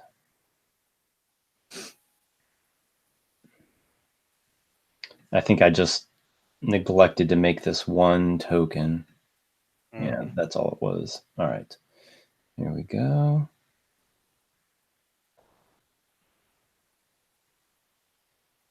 All right. Got it. Is it like what's the lighting in here, by the way? Dim light? Dim light. So so if we have dark vision, we should be able to see normally. Yes. Yeah, you'll see normally within the range of your dark vision. Okay, here we go. All right, so we've got that. There's one. I'm going to make multiples of these. Okay, so copy. Make another one. I should have made another one. Seen this thing before in your game. I think so, yeah. Blights. Oh boy. 3 sessions of that. So I noticed this, correct? Yep, you did. Robin. Okay. Immediately when I noticed this, You see there are a group of plant creatures. They look dark. They don't look incredibly bright colored, nor particularly like happy, healthy springtime plants. They look like gloomy plant things, and they're covered in needles and thorns. And they look like threatening, I'm assuming. Scouring faces, and they look like they're just waiting there with these needles for someone to come along, aka you all right here now. Yeah, go ahead. Were you gonna say something? Yeah, I like right when I see this, I'm immediately like just evading backwards, like going back to my party. All right, go ahead and roll for initiative. You've just started moving back. Okay. Everybody roll for initiative. It's a pretty high initiative for me. All right, let's see. Initiative's just dex, so I got an 18. 18, Robin. Here's my initiative. +3, so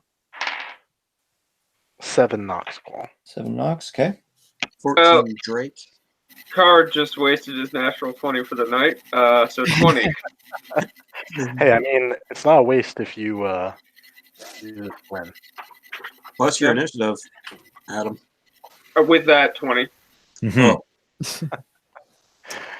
Excellent. Okay, so these things, they look immediately hostile. And Robin just like starts springing backwards, and then we'll go right into initiative at that moment. So we'll start with Carderock.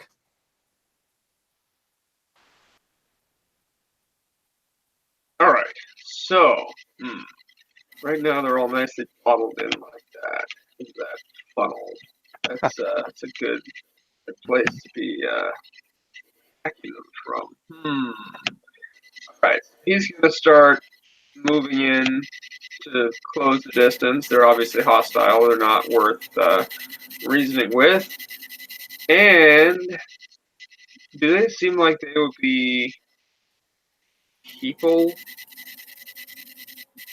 Or They are roughly humanoid in shape, but I would not call them people in the sense of a humanoid. Okay. So out of character, hold person probably wouldn't work on them.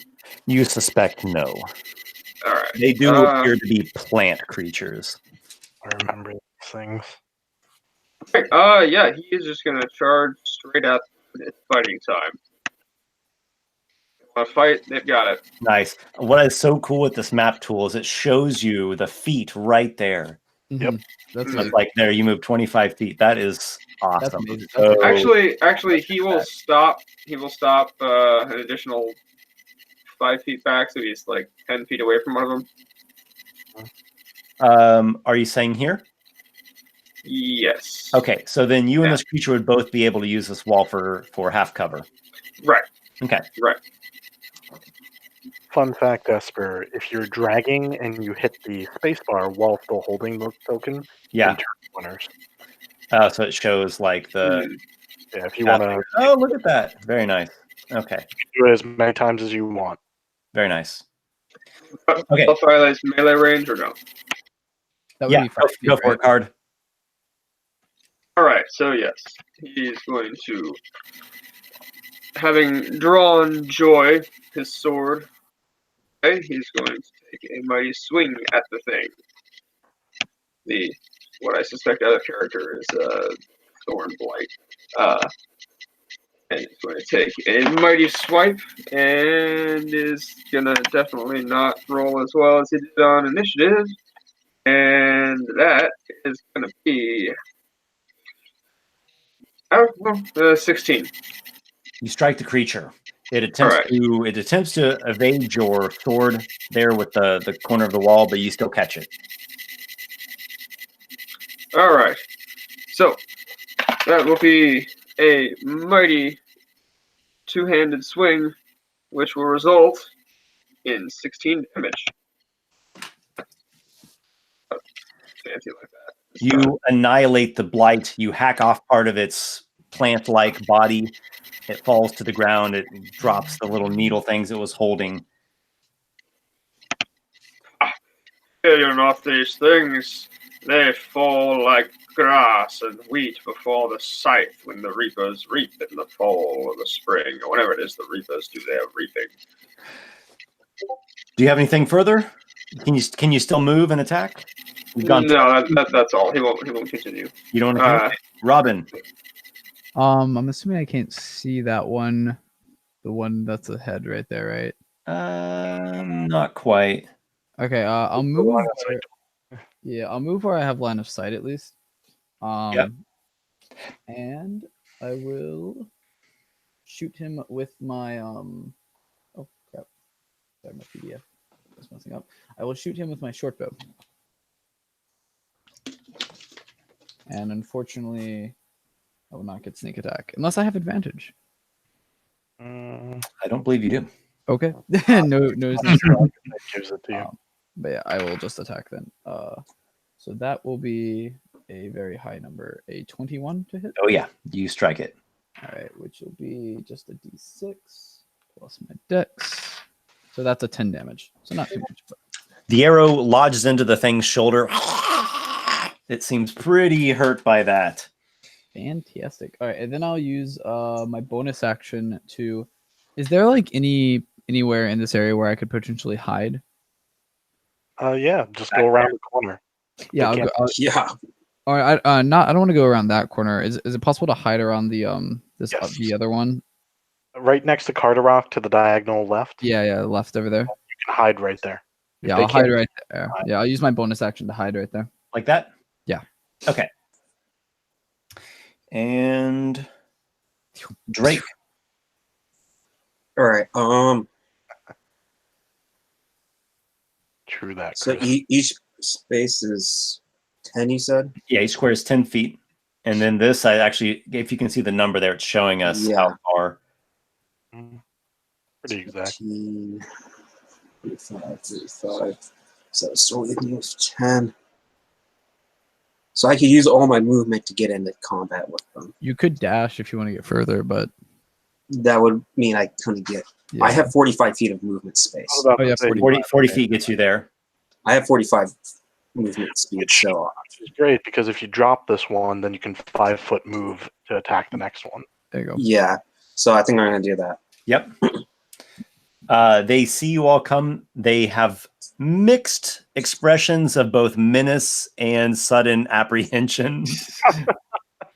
So as Drake is moving, those cloths that he was ripping, he's wrapping them around his hands. Okay. Smart. I've been planning to do some major upgrades for Drake for a long time. All right. All right. Ooh, that is not good. So You beat it. 11. Okay, you did beat a 10. Oh, I just need to be at a 10. The creature evades your strike. Ooh. All right, so the first punch he misses. So Drake's gonna take another swing at him. Second attack. Ooh, that's much better. 24. Hit. All right. And you actually don't need to roll for damage because it has 1 hit point left. So you strike down the thing, advance forward. Yeah, you know what? Let's keep moving forward. Drake's got some key points to burn. Okay. Jeez. Don't burn them all.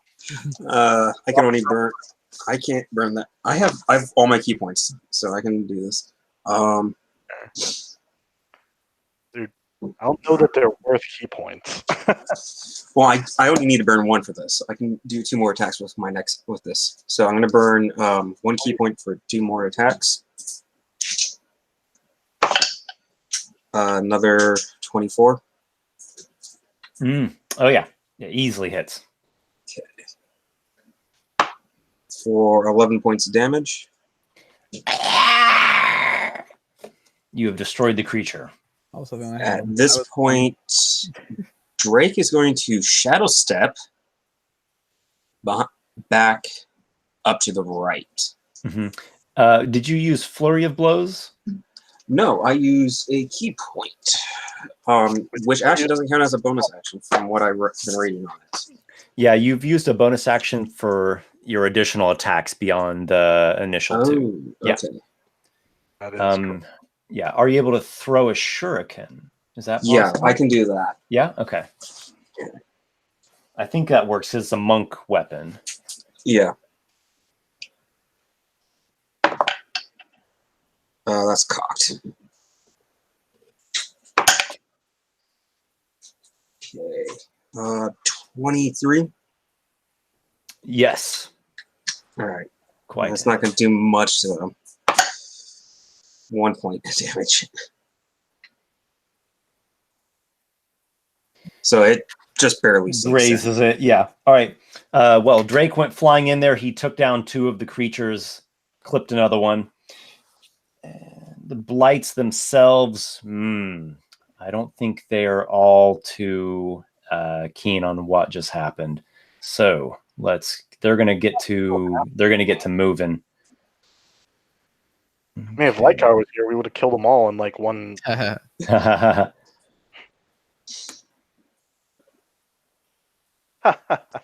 Run away! Run away! Run away! Yeah. All right. So I'm trying to figure this out. So I move the guy, space bar there. Yep. Okay. Then I hit space bar again. Hit spacebar whenever you want to make turns. Yeah. Okay. Hey, that's super convenient. Okay. Cool. Oh, well, And they if can you move wanna- 60 If feet. you want to move them back, if you made a mistake, right click on them and revert last move. Revert last move. Okay. Cool. Cool. They both dash. Oh, they All dash. 3 of them dash. Yep. They both dash that way. It is Noxiqual's turn. Of course it is. Would Drake call out that they're running away? I mean, I'm going to move up and see because I was going to try to attack them. So move me up 30 feet straight up. Yep. There's 30. I can kind of see that the tunnel's empty now. Except for the bodies. A couple bodies. Was that all of them? This one saw them run. 3 of them remain. All right. Let's proceed carefully, but not let them get away if we can. This one understands. This one shall pursue. Yeah, you're the fastest of us. We'll back you up. So, that, I think I was going to just... I don't want to, like, run ahead of everyone. I'm going to prepare an Eldritch Blast if I see an enemy. Okay. Very well. Ready to action. Well, you're getting ready to see an enemy. Oh. First, you were actually being attacked. This creature you all did not notice. It was hidden. Was it from the other direction? It is from the other direction. That's why I'm ready to Go action. over there. Yeah. That is 22 to hit Noxiqual. Let me just see if shield lets me still cast. Well, you need to be aware of the creature for shield. I think shows a reaction to getting hit, right?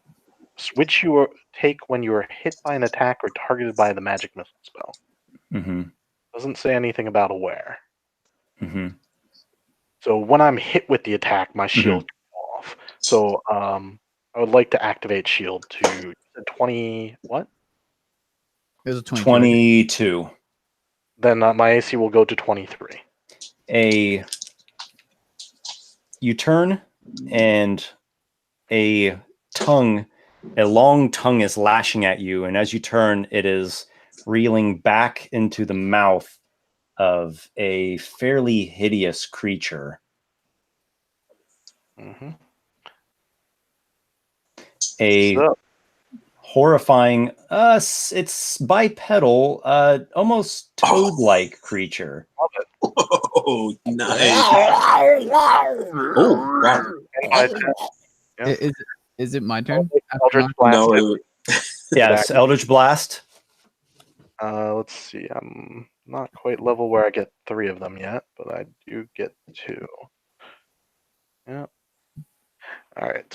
1. Where's my other D20s? Noxiqual, you see what happens when you kill frogs? Oh, that's a nat 20 and a +9, 14.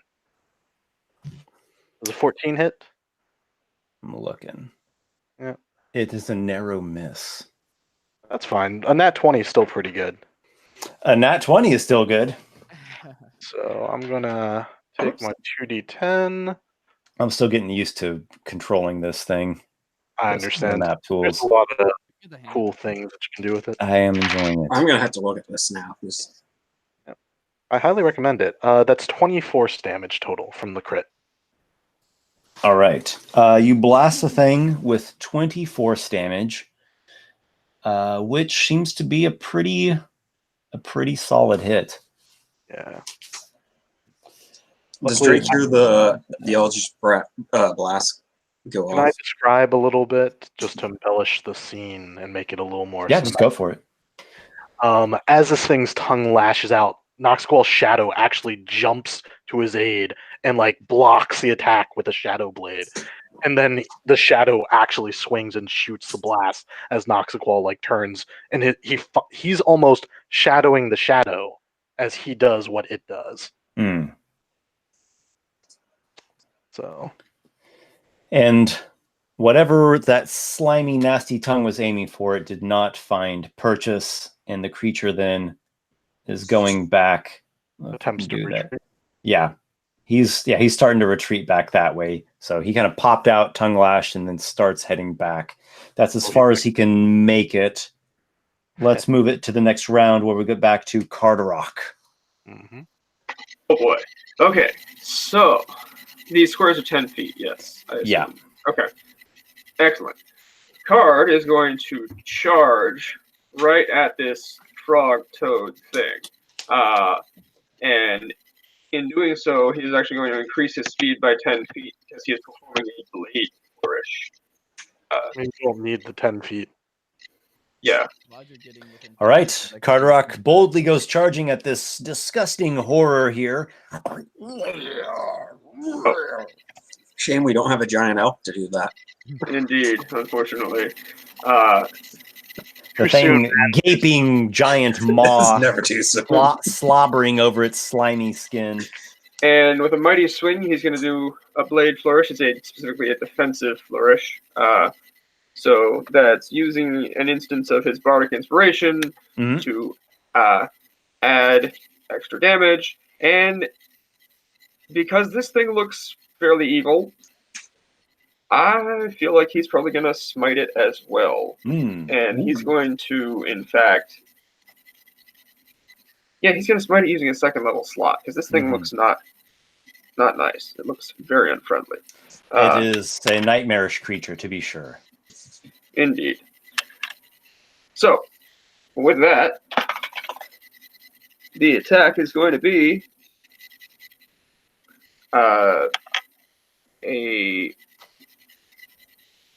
I can math, 26. Oh, yes. You strike the creature. All right. With his big two-handed swing and his smite and his flourish, he is going to do quite a bit of damage. That is a slightly disappointing. D8, but ooh, okay, so that's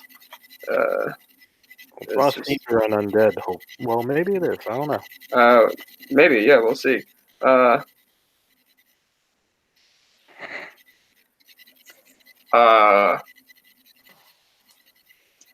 He's gonna do 35, of which 35 of which Is radiant? 14 is radiant of that. Mm-hmm. And he is additionally going to, thanks to the defensive flourish, is going to gain 5 to his armor class against that creature next turn. Woo! Okay. Until the start of that his is turn. highly defensive. That smite was a powerful blow against this monster. It did not. It doesn't seem to be an undead creature. Nothing about it strikes you as undead. It certainly looks alive, grotesque though it is. You strike the thing. It like bellows in pain, and has a similar expression on its face. Sort of, what have I gotten myself into? Robin. How far is it away from me exactly right now? I can tell you. If you see the map jerking around and doing weird things, that's just me trying to get used to controlling it. It's all good. Yeah, that would be 30 feet. That'd be 30. All right. It is like 40 feet away. Okay, I'll just. I guess we might have gotten a little imprecise here. Well, its diagonals count twice as much, I think. Mm-hmm. Yep, it's all accurate. I checked it out. It's really cool. All right, so it is. Card is within 5 30. feet, right? The monster's 35. Card is 30. Okay, so he's within 5 feet. Fantastic. Yeah. I'll just stay where I'm at. Would I be considered hidden? Would I potentially get advantage on this attack? There's nothing to be hiding you at the moment. Because the thing has line of sight. Line of sight and dark vision. If it didn't have dark vision, or you had some kind of cover, then you'd be hidden from it. I will just shoot it with my short rogue and I hit. Sneak attack because it's within 5 feet of an ally. Yep. So hopefully I hit. That is a thing. Yep. I believe I hit. I got a maybe not a 16. Yes. That hits. Right. Yes. So that is my sneak attack, which is 4d6. 4 plus the d6 for the short. 5d6 is fantastic. Hiya! Oh, crap. There's a distance. Do you know, is there a quick toggle between the pointer tool and the measure distance tool? There may be a shortcut for it, but you're on a. You're using clearly a Mac. Mac, yeah. There is, but I don't remember it off the top. I'm just gonna hit P for. Here, I'll go to the P for pointer. Nope. Sorry. I don't know. That's okay. Okay. Cool. Robin? Yeah, so I pull my bow out and grab an arrow and knock and say, "Hey, Cod, watch this," and then shoot my bow, and I do 27 damage. The arrow sticks into the big bulging belly of this creature. It howls in pain. It wobbles and almost falls over. All right, fantastic. After that, I give Noxiqual a wink, say, "Try not to kill any more frogs this time," and then I'll use my bonus bonus action to trying to think if I could you scroll out. I want to see how far away those other creatures are. Yeah, I was gonna say go after them. Go help help him. Yeah, how far can I get up? Well, you haven't moved, so you can take a normal. I can use a bonus action to dash, so I can get really far. I can get 60 But first, feet. take your normal move before you dash. So There's you can 30 get feet. with 30. Wait, could I get? Is your speed 35 as a wood elf? No, it's 30. Well, I guess you're half elf. Wood elf is Drake. Mm-hmm. Yeah. So I have 30 feet, and then I can dash so I can get 60 feet. Action. Another. Nice. Yeah, I'll go there. That door down below or steps? It is a door. That makes sense. Oh wait, that's a door. There is a door right there that you notice. All right, I won't. Go it is a reinforced door. It looks like This was made solidly to keep people out. Okay, I'll actually stay a little bit further back then, around the corner, I mean, okay. just in case someone comes through the door. I want to have a little bit of cover. It's legit. Drake fell. Drake's going to first call out Noxiqual. Does the captain require this one's aid? No, go after the creatures. We'll catch up with you as soon as we're done here. This one understands. And then he is going to use his 45 feet of movement speed to get as close as he can.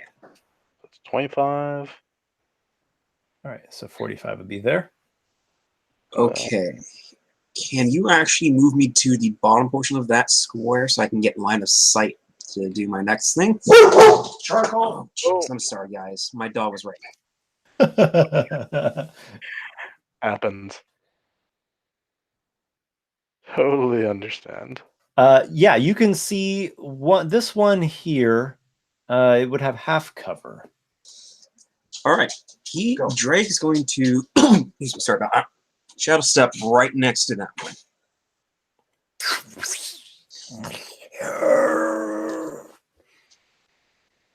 And it's going to start laying down the blows.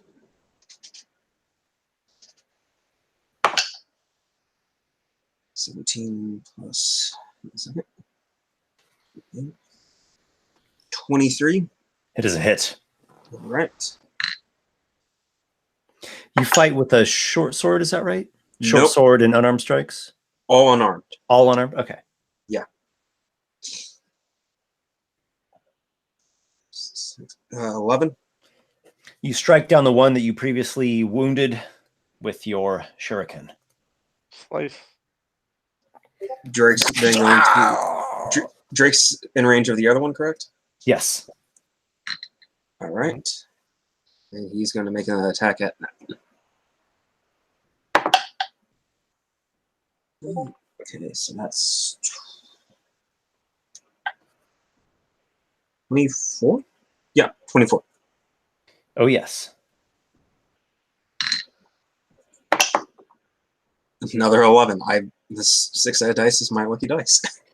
Narrow miss. It evades just slightly. Maybe it's... Wait, I had a 24 on.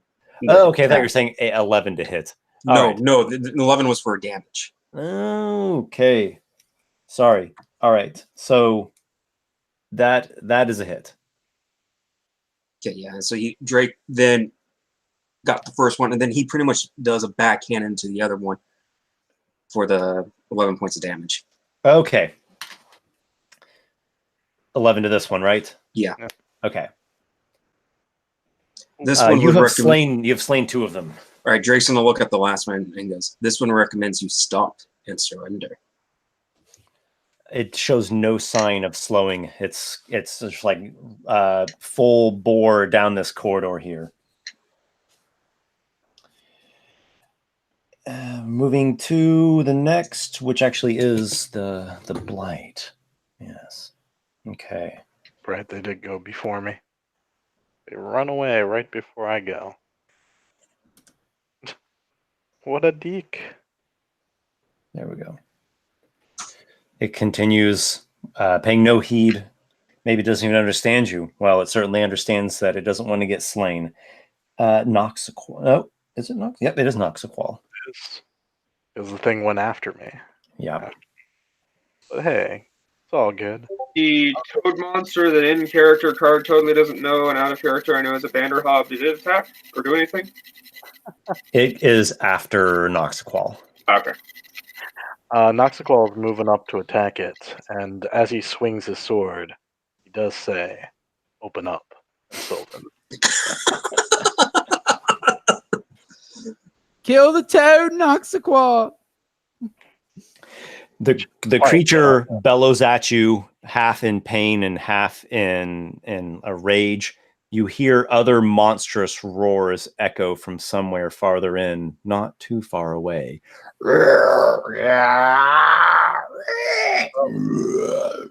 First attack roll is 26. It is a hit. Your blade slashes through the creature and it falls to the ground with a large thud. Within moments, its skin starts to bubble and it's like evaporating in this black mist. With whatever movement I have left, I'll try and move back towards the tunnel where the rest of the party went. Okay. There you go. So this thing seems to be like its body is discorporating into just shadow essence. Cool. Can I scoop up some of that shadow essence to recharge? It might take a bit of time to do that, but if you're interested in, just keep it in mind. Sure. Let's go to Carderock. First and foremost, Card takes out an old rag and starts wiping that crap off of his sword. And then he's gonna start walking over, not running, mind you, but just walking at a reasonably brisk pace over to where he saw everybody else going. Very well. It seems that business here has been taken care of, but Let's go to Robin. Oh, hi, Card. I hope the arrow didn't get any blood on you. I'm gonna let's see. Can you move up? a habit of shooting at your friends. Hey, I didn't hit you. All right, it just almost hit you. I just called him a friend.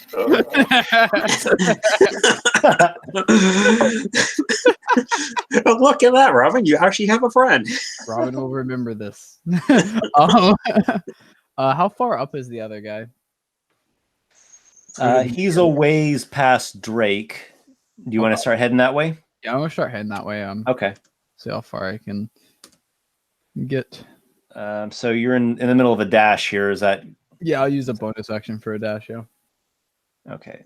So that's a dash there. Let me move this. You hear the sounds of feet, right? His footfalls as this thing is running across the hard stony ground here. Mm-hmm. Mm-hmm. You also hear grumbles, roars, moans. It sounds like there's other monstrous things lurking about this area.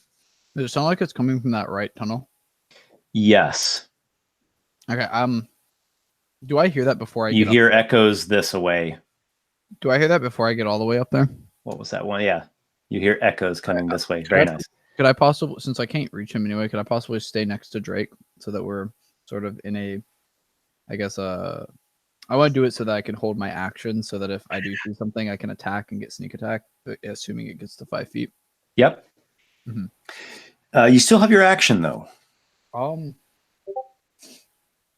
think he was. Yeah, I think I'll just hold my action and just attack. So you're gonna ready an action. Yeah, I'll ready an attack for if something comes. Okay, and you have a bow and arrow, is that right? Yeah. Okay. I do. Drake fell. Okay. Shoot. You can hear the noises. Mm-hmm. So there's no. So if he charges, he knows he'd be on his own. What is the current distance to him?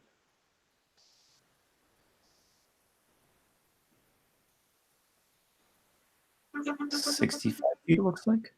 Okay, so that's shadow stepping right there. But that would put him way out of 40. now. Okay. 50. Yeah, 50 feet is there. Yeah, I could do it with a shadow step. Yeah, like that 60 would be there. Yeah, the problem is. Hey, Esper. Yeah. Sorry, I'm actually sorry. Could I actually cast Mage Armor as my action? Because I recently got that. Is that better than your light armor? Yes, it actually gives me an extra 2 because my light armor is 11. This is 13 plus dex. Oh. Okay. Yeah. So you armor yourself in some magical force to hopefully withstand attacks of foes here. Drake, what are you doing? I'm going to ready an action. Okay. If someone comes within melee range, I'm going to lay down and strike on him. Okay. Do you hold your ground? Yeah, very similar Okay. hold his ground. Actually, it's All right. going to take a defensive stance, pretty much. Okay, so you stay where you are and you ready an attack if a monster presents itself. Okay.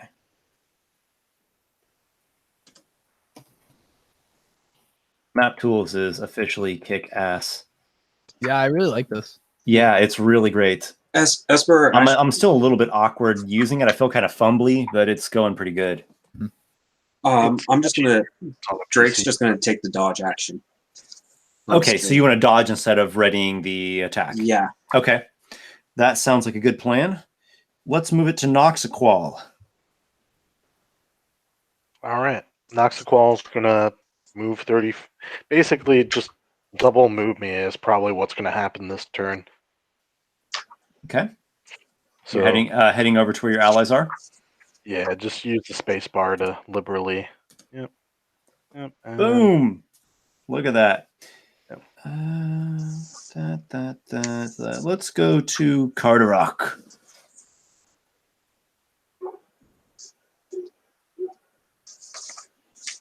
All right, so in a very shocking twist, yeah, go ahead and double move me as well. All right. You make it to there. You see to your left, there's some sturdy door. To your right, your allies are dashing through the tunnels. And you end up there. What kind of a sturdy door? Would I be able to observe anything about it just kind of in passing? Oh, sure. It has some nice, hardy staves reinforced with iron bands and studs. There is a heavy keyhole set into it. Would I be able to tell if it looks like it locks from the inside or the outside? Looks like someone with the key could unlock it from this side. All right. All right. Surely there's nothing on the other side, though. Oh, of Let's course go not. to Robin. Oh, it's me again. Oh boy. Yes. Huh. Drake's gonna look at Robin, you hear the footsteps of... Oh, go ahead. Is gonna. All right. He's gonna look at Robin. Goes. This one here is our allies coming. This one says, the half elf should move forward. Talking to me. Damn. What were you saying, Esper, that I hear? You hear the footfalls of the blight growing more distant. It's getting away. Okay. Do I hear like anything in particular on the right? You hear nothing getting close. Okay. I guess I'll move up and like look around the corner just to see if there's anything there. So that'll be you've moved 15. All right, you peer around the corner. I guess you can kind of see this zagging corridor there. You don't notice anything, not immediately at least. You can use your action to make a perception check if you want to actively look for something. Otherwise, it's just what is obvious, or if something is using stealth, what creatures that didn't beat your passive perception. All right, I'll do an action to perceive. Okay. Go for it. My passive is higher. That's a 4. My passive is 11. Okay. The coast seems clear, at least in the immediate spaces in front of you. Drake. Oh, can I continue to move in there? Then I guess I'll Oh yeah, you saw some movement. Sure. Yeah, so yeah. You want to head to your right or straight? I'll go to the right. Okay, there's 20, 30. And do I still not see anything? You do not. All right, I will, I suppose, use my bonus action to just dash a bit more. I think I can get 30 more feet. And Okay, you want to go to there? yeah, I'll go there. Very well. Robin? Robin? Drake? I get to go again? the other rogue type guy? Drake? The actual combat rogue, the one that can deal damage and kill stuff. Hey man, he did a hell of a sneak attack. I did 27. Oh no, I do agree. That was like a great attack. I'm just giving him a rough time because so far Drake's taken down 4 of these things. All right, so he's gonna see him moving off to this that way. It's 20, 25. There's your speed. Actually, he's gonna go up to the next fork and take the dodge action again. You mean the dash action? No, dodge. He's not going. He's going to go. He's going as if he was keep going after the blight, but only up to the fork. Oh, Because he's got 45 feet of movement speed. Okay, so you were there. Okay, so you're going to go straight. Yeah. Straight ahead. You go to there, and you said you used dodge. Yeah. Okay. He's you making hear the sure thing running away. Yeah, he's just trying to make sure nothing flanks them at this point. Right. Blight continues along. All right, so he is. I think I'm going to need to clear some. that blight is out of here. Yeah, I'm going to clear some space here. So I hope I get this right. Oh gosh, is that it? Yes, I did it. All right. That's it. All right. Well, there's still even more. There we go. All right. I've noticed every time we go up against a group of people, we always make them break and run. Wonder why. All right. Oh, do it. Okay, it did it. Very nice.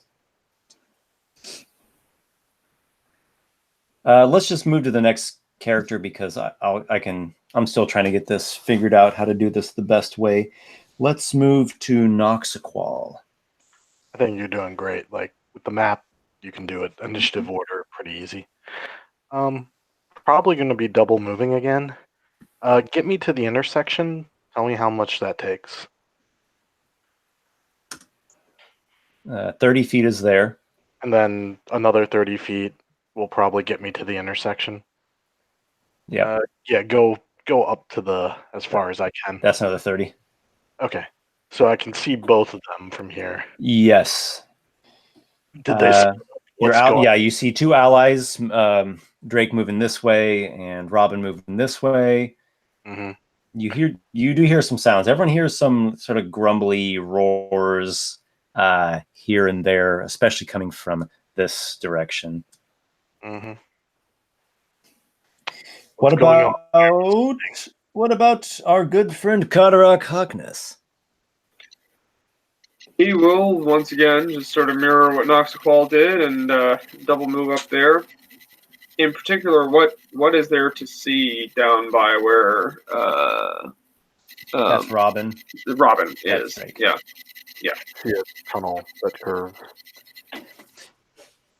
As before, has most of this area roughly hewn stone tunnels with bits of slime or fungus here and there.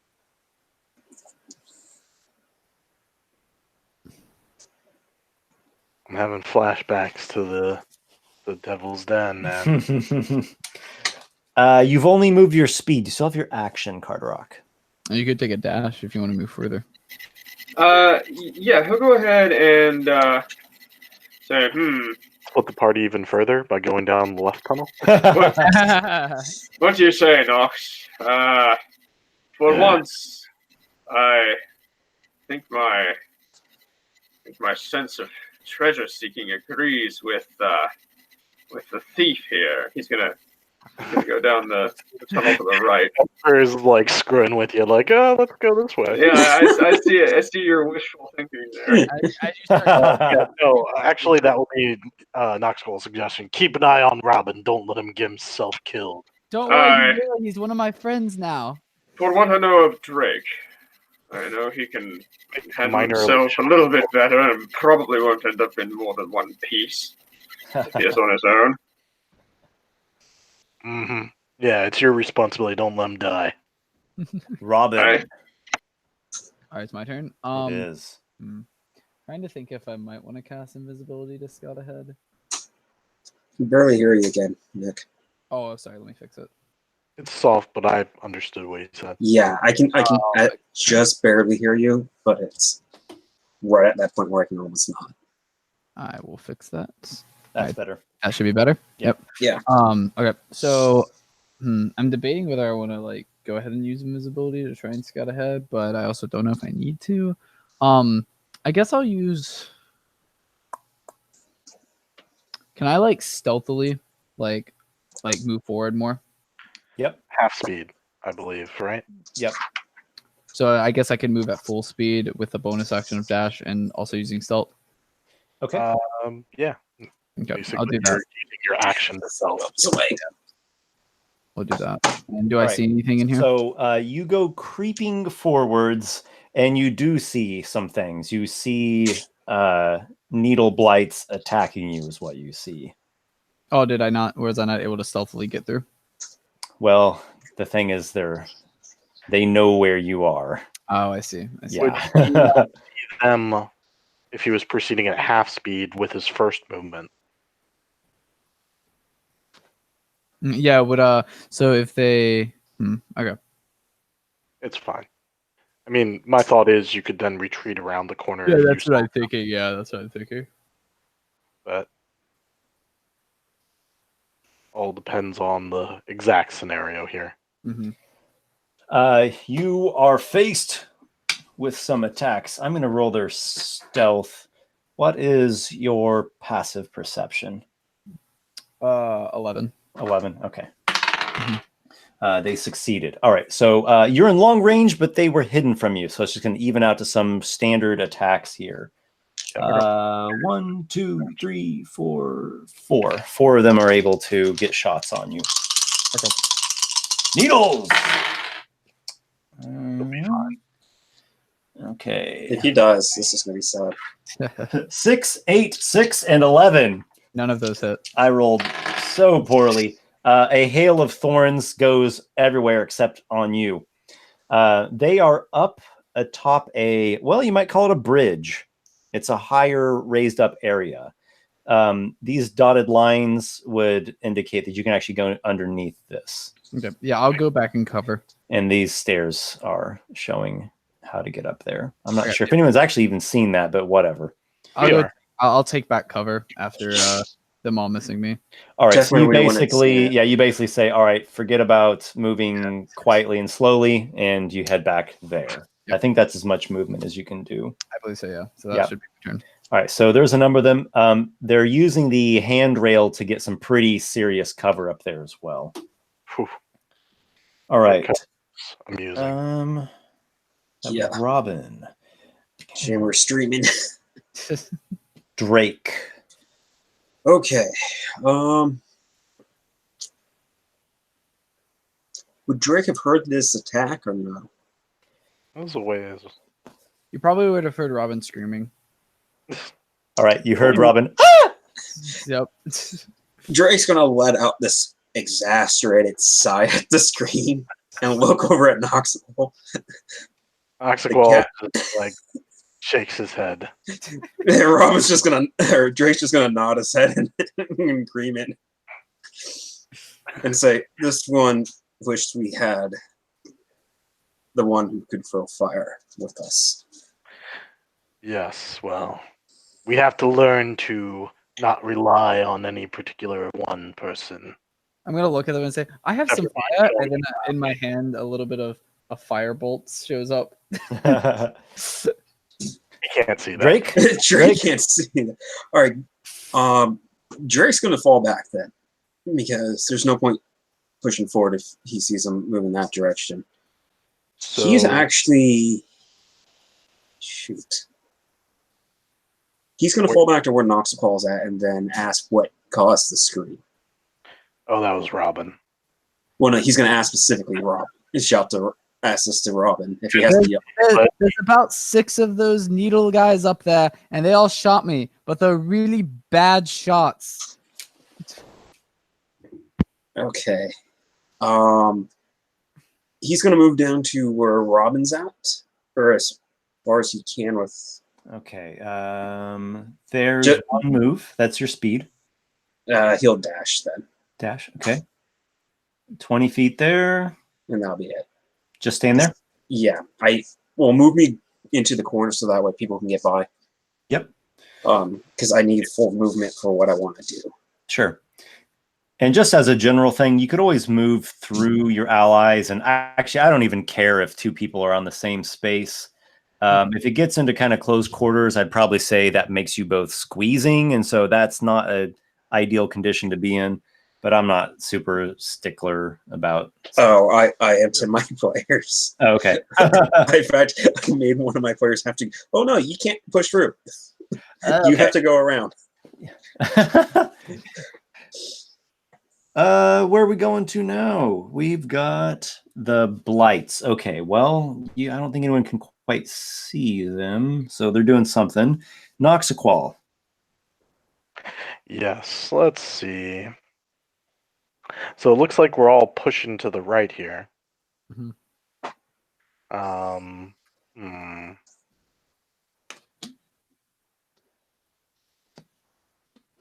Hmm. Sorry, I'm just thinking on my choices here.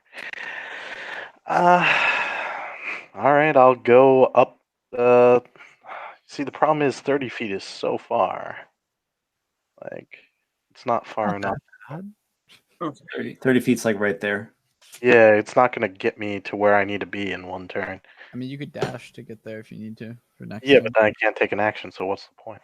What's your gut instinct tell you? What would Nox do? Well, everyone's going this way. I'm just like, if that way is blocked, can we force our way through?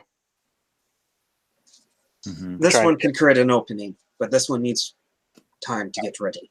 I'll back you up then, and I'll move 30 feet, and then move me right next to Robin, basically, with a dash. Yeah, right there. Okay. That should still be plenty of cover from that corner. Yep. That's my turn. Okay. Just make me ready to pop out and take a shot when the time comes. Carderock. Show them the meaning of bravery. He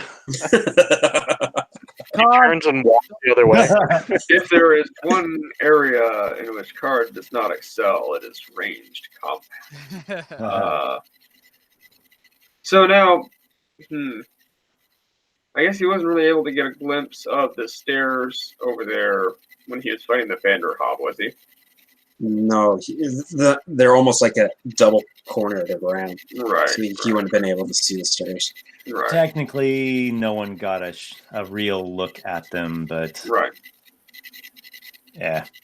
This is the best I can do of like 2 hours of learning map tool.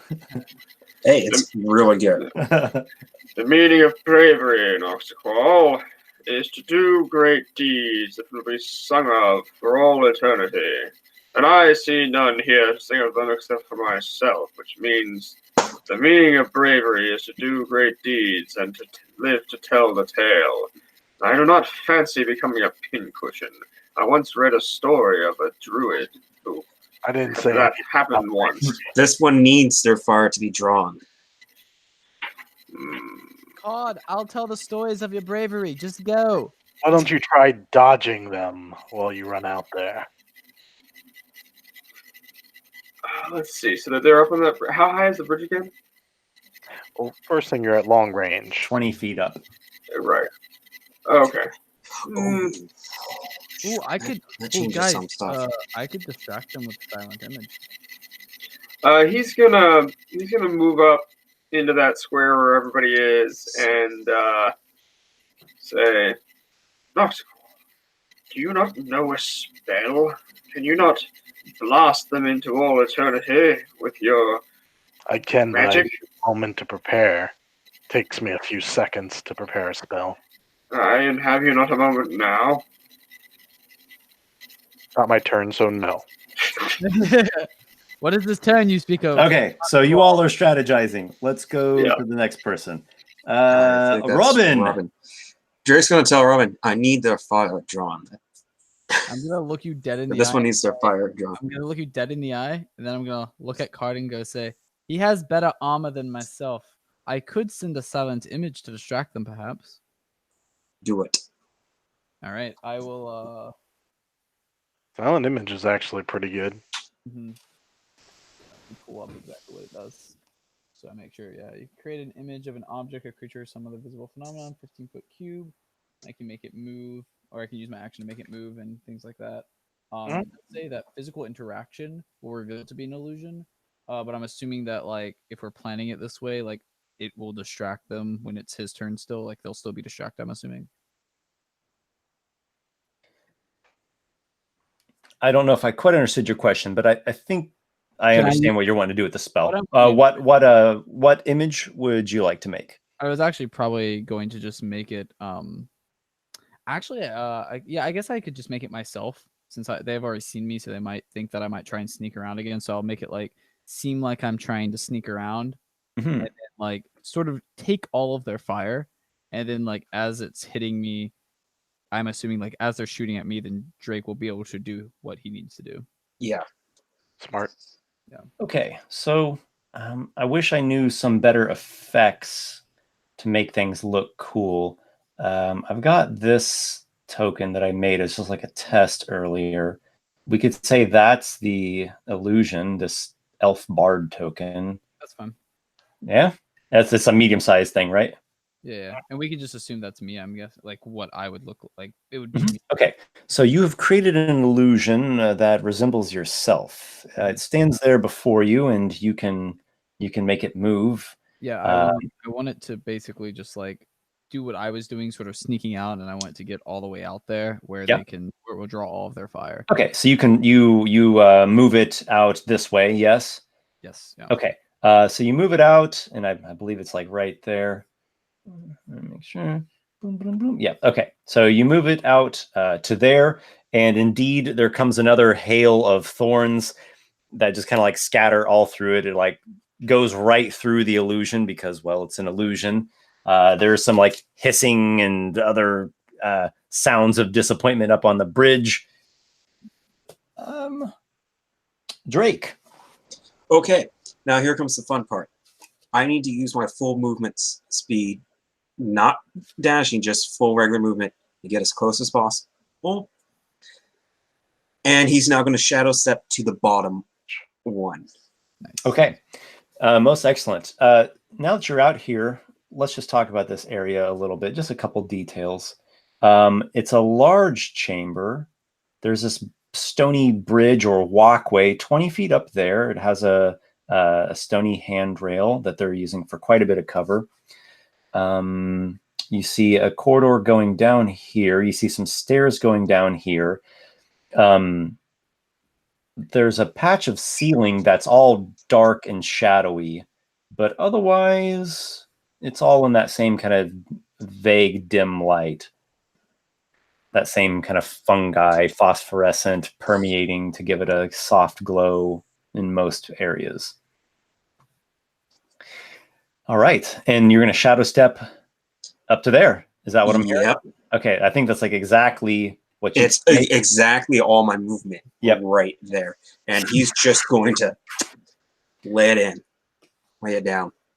Before you let in, there is one thing that does happen. Oh shit! Now that you are up here, Oh no.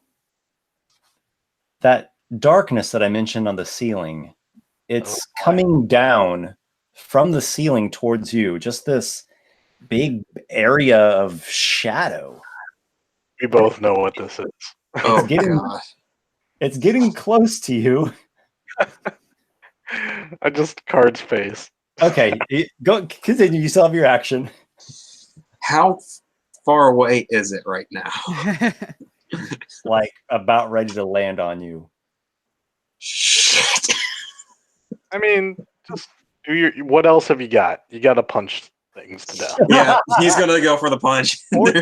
Or you could dash. I can dash or dash dodge like right past all.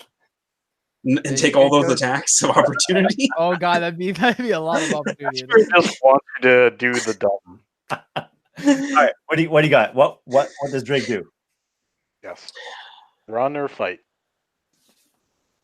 If it's any consolation, my minor illusion gave you a wink as you dashed forward and is now cheering you on. He just. That's if that was an omen, like that you're gonna die instantly from this attack, then I don't know what it is. Yeah. See, this is where it's like, oh.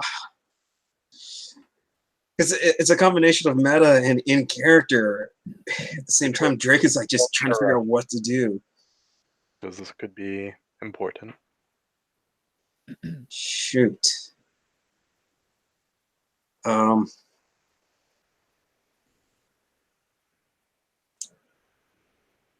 He's going to jump off the bridge and use Wait, which way? and start running back. Oh. All right. You hop down this way. Is that what I'm hearing? Yep. All right. Yep. How far can you slow fall? Or do you roll for it? Hold on. I also have something with the monk that lets me.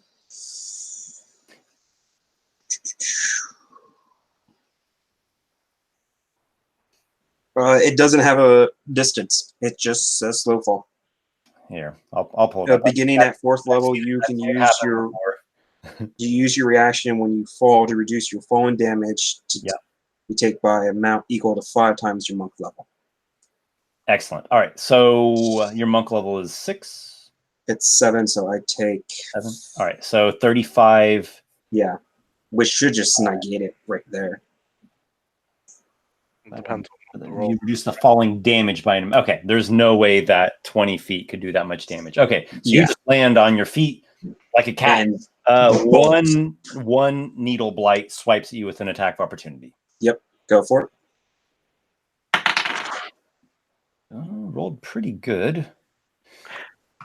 I hate to be a rules stickler. Yeah.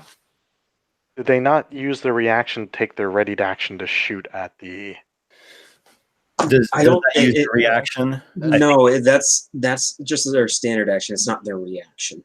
From my understanding. I think you do spend your reaction to loose ready to action. I'll double check it. Yeah, that's a weird one. I'm not sure. I think that is how it works. Yep.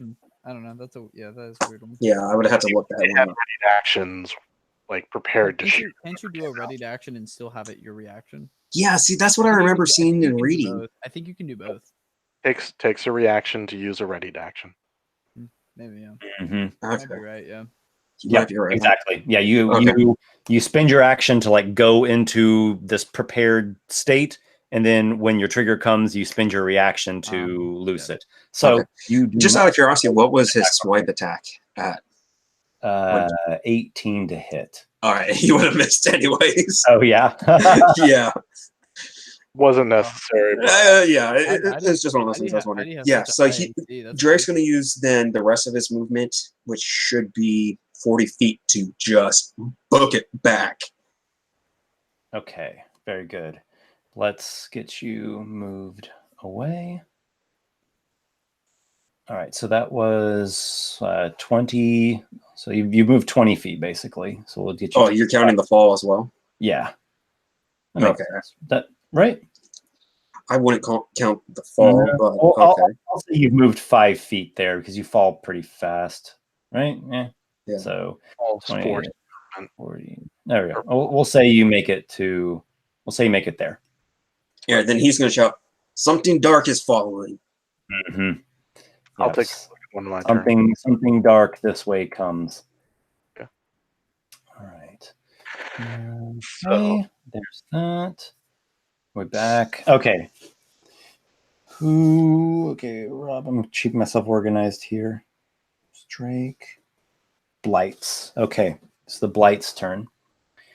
So they are going to do some attacking. Let's get them organized like such. Okay. You're in the long range. So I'm going to roll this up pretty fast for all 6 of them. Ready? Yep. 12. Miss. Miss. Miss. If they beat a 20, then it's a hit.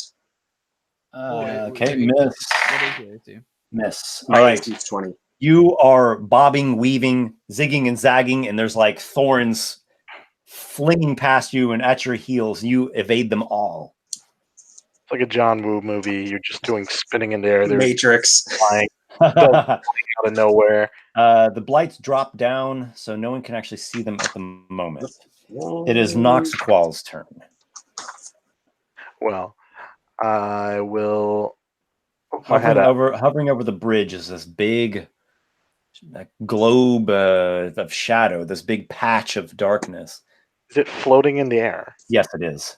Excellent. Then it's not what I was thinking, but I step out. Ah, okay. Can you see from where you are? Maybe you can. Well, let's get you to step out. Yeah. And you actually see through this darkness, and you see creatures inside of it. Oh, tell me If what you do I? can, if you can believe that. Well, I'm going to put down some tokens, Yeah. and then I'll also describe it. Everyone's about to see these in a moment, but I want to know. Out of character, I have some pretty strong ideas. Yeah. All right. Oh, And they're one of my oh! I favorites, just realized so, yeah. what they have. It's an orb of darkness Oh, around these guys. Cool. Dark It's- mantles. Not what I would have guessed, but Oh, Dark one of mantles. those. You see creatures that look like this. They have a slight stalactite shape, black rubbery skin, bat-like wings. That almost looks like a squid. Strange things, not too big. And there are a group of them, and they've got magical darkness emanating off of them. But Noxiqual can see through it within 120 feet, Yep. or as long as they're within 120 feet. How many are there? There are 7. so yes, if you could just place them where they are on the map. How far are they from the needle blights? Not Do they far. seem to be like harming the needle blights, or they? All right. They seem to be working in tandem with the needle blights. This may end everything really quickly. I'll blow. There are a total of 7 of them, kind of like floating. They're flying, circling down in this cloud, and they nearly landed right on Drake, and then he vaulted off of the bridge at the last moment. How close are the needle? They're very close to the needle blights. They're all within, say, like 10 feet or so. Is the darkness enveloping the needle blights at all? Not yet. So the darkness extends off just like a darkness spell, 15 feet. So the darkness is like almost right at the heads of the needle blights. You actually don't see the needle blights because they crouch down, but that still is where, in relation, that's where they're positioned. Let me just make this real simple. I cast Sickening Radiance, which is a light spell of 4th level, which will destroy that darkness. Mm-hmm. Oh, this very powerful spell, which we all love. It is a 30-foot radius sphere centered on a point I choose, which will be like right in the middle? Right in the middle, so it hits everything. 30-foot radius. Okay, so wait, 30-foot come on. radius or Middle of 30-foot diameter? It is a sphere, so it will go up and down. Oh, did it not? I don't know why it didn't make my circle. You're on the token layer. Why don't you put it on the object layer? Okay. So, can I move it around if it's an object? Yes, on the object. Ah, okay, I know why, because I think I was on my you were drawing the eraser. I was on my eraser, but still it's not drawing anything. I think you're on the eraser right now. Am I on the eraser? Good away. All right. And I want draw an oval. Draw right. Okay, I want draw an oval. There we go. Nice. I don't know why it's drawing so many. You said it's though. a 30 radius or a 30 diameter? 30 radius. Oh, wow. Which means 60 feet. Okay, I see what's going on. Okay, there we go. All right. I mean, I'll be honest. I'm using it just to kill these things, and then I'll probably drop it, but we'll see. Okay. Now, can I move this object around? Yeah. You'll want to go to the selection tool. Okay. And then click on the object layer. And then see if you can select it. No, it doesn't let me. Yeah, there's a way to do drawings, but I can't remember. Yeah, drawings are trickier. Okay. Well, did I draw it in the right place at least? Yeah, it's fine. It gets okay. All right, we'll roll with that for now. Thank you everyone for bearing with us tonight. All right, so you drop down a big area of this strange yellow-green eerie light that when they start their turn, they're going to get radiant damage and maybe exhausted. basically when they move into the spells area for the first time or start their turn there. Yep. So, Okay. And is it a con save for half damage or con for no? Or take 4d10 and 1 level of exhaustion. Okay, I think it's con save or no no half damage. But it's a concentration spell, so it's not going anywhere. Yeah, so it stays out there. Okay. All right. Thanks for being patient, everyone. All right. Let's go to let's go to the creatures. All right. Con saves away. All right. I think 4d10. Nice. 12 is not going to. What's your DC? I believe it's 17. Let me 17. Okay. 12 is a fail. 18 succeeds. 17 succeeds. 18 succeeds. I need more d20s. I have no more d20s. All right. Let's just re-roll this one. 19 succeeds. Wow, you were rolling so well. And 7. All right. Only 2 failed. Yeah. Okay. So did I roll them all? No, I need to do one more. There's 7 of them. Oh, that was failure. Okay. So 4 survived it and 3 perished. Did you want to know how much damage? Yeah. Go ahead. Okay. Let's see. Did you get the blights as well? Oh yeah, on the start of their turn. Yeah. So let me just add this together. 15, 25, whatever type of damage that is. Radiant damage. Okay. So yeah, 3 of them are slain. Their darkness extinguishes. They fall to the ground. These black-skinned bat squid things. The others survived, and they Their darkness is gone though. The spell overrides. It dispels their darkness. So everyone actually sees now these creatures here. Yeah, higher level spells kill darkness. Yep. All right.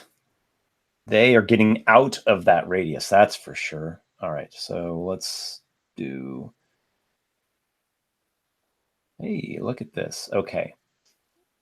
No, we should still be able to see the blights themselves. It's just that if they're on us, we can't see anything, correct? Like, they're not invisible.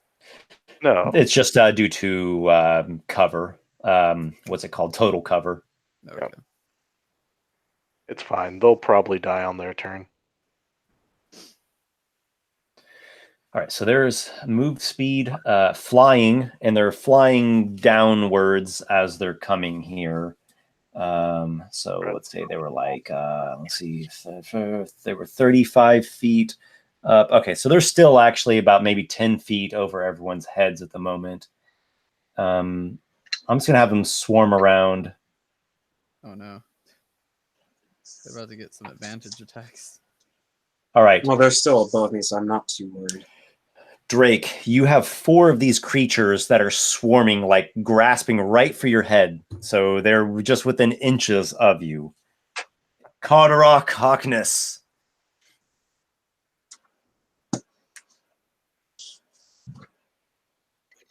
By the gods, those, well, I haven't seen them before.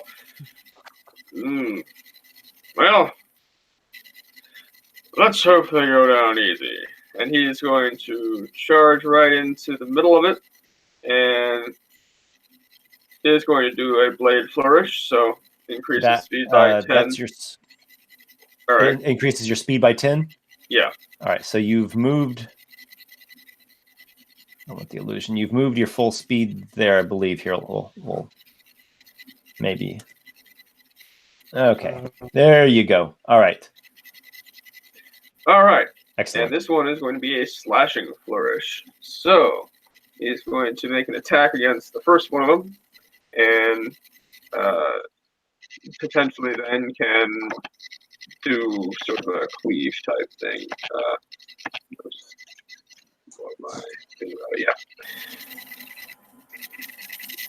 Yeah. So, all right. The mighty two-handed swing. That is going to be a 25. Hit that. You easily strike the creature with such an accurate slash. They do not seem to be particularly... their natural armor seems pretty thin. Indeed. And he will do to this first one, he will do 17 damage and then an additional 4 damage to, let's say, on this right, to its right. Okay, you draw blood on the one that you struck. That was a pretty hefty strike against it.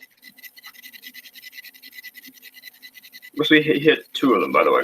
Yep, I got the Okay. 4 damage on the adjacent one. Cool. Robin. All right, I will. Let's see. I have 20 by 60 range. So 5, 10, 15, 20. All right, cool. I'll just move up to where Noxiqual is, and I will fire my bow at I'll fire one at the at one of the ones that haven't been hit yet, so that we can do damage to all of them. And I will get sneak attack. All right, this should hit. It's a 19. Yes. All right, that's 2, 3, 4, 5 d6s. Oh, that's good. All right, 10, 16, 18, 20 plus my dex, so that's 25 damage. Your arrow pierces through the monster and slays it. Fantastic. You said 25 damage, right? 25, yes. Okay. Yeah, it's taken down in one sneak attack shot there. That's how you kill a monster card. And then I'm going to, as a rogue does, use my bonus to hide back in the corner. Pew! All right, time to run. Drake fell. You have 3 of these creatures harrying at you, though Carderock is there by your side valiantly. Okay, going to go for the one that's that both Drake and Carderock are going after first.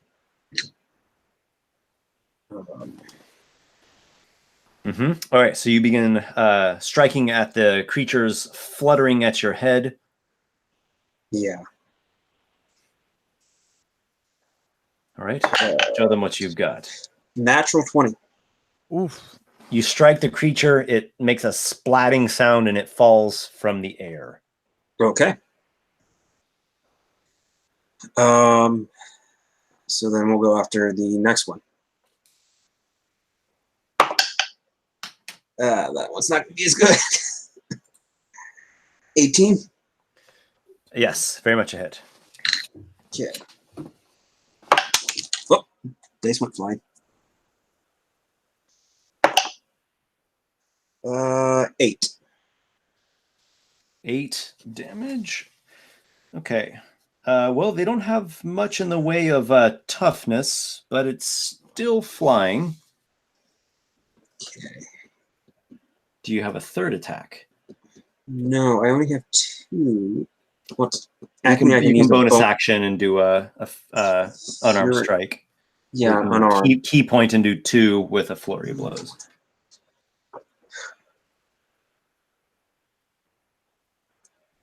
I'm debating if I should shadow step or not. No, I'm going to use the unarmed strike. Okay. Same one as before. Yep.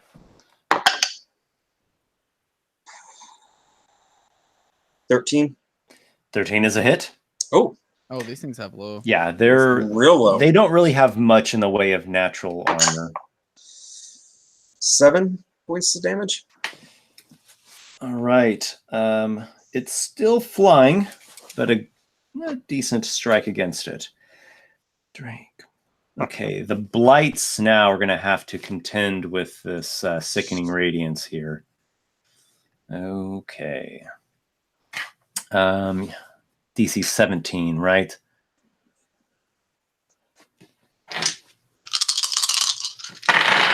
All right, 21, 17, 15 fail, 7 fail, and then 2 more. 21 and 14 fail. So 3 of the 6 are being affected. I don't think you need to roll it. I think they'll just die. Yeah, I rolled 20 on the nose, I believe. Yeah, you've got them. 3 of them keel over within this this glare, this eerie haze. The others, well, they do not want to stay in there. Mm-hmm. I'm going to move them. I'm going to move them up here. You get this. That's not maybe literally where they are, but just for you guys to know, they went that way. You can add them. You can because we can see your screen. You can't put them on the hidden layer exactly. Yeah, no worries. That works well enough. We'll just remember that they fled that way. Yep. Well, Noxiqual. Yep. I'm just gonna fling some Eldritch blasts at these 2 creatures, attacking my allies. First Eldritch blast. Let's put it on the top one. Okay. 13 hit. Yes. All right. So this Eldritch blast will do 12 force damage. It is blasted from the air And the second falls to the ground alongside a couple others. Somewhere in the 20s, 25, I believe. Yeah, is a hit.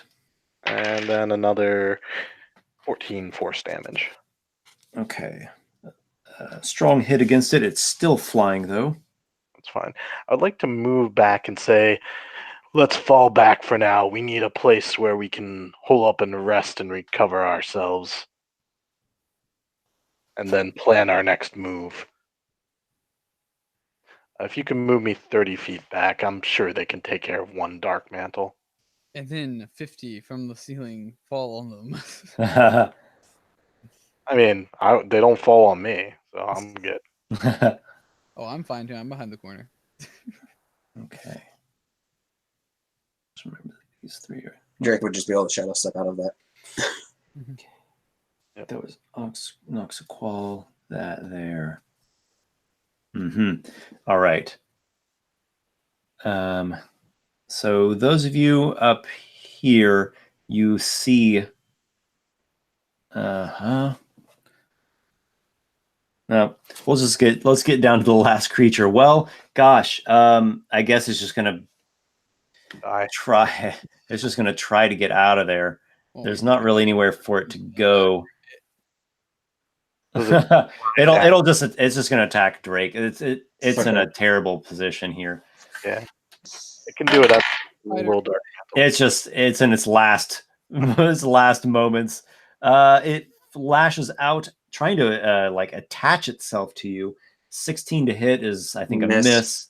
So you evade that, and the thing just, it's fluttering around you, frantically doing any pathetic thing that it can. It is Carderock's turn. It would play dead when I hit it. That's all you could manage, you feeble, flapping little thing. Leathery, torn shoe of a thing.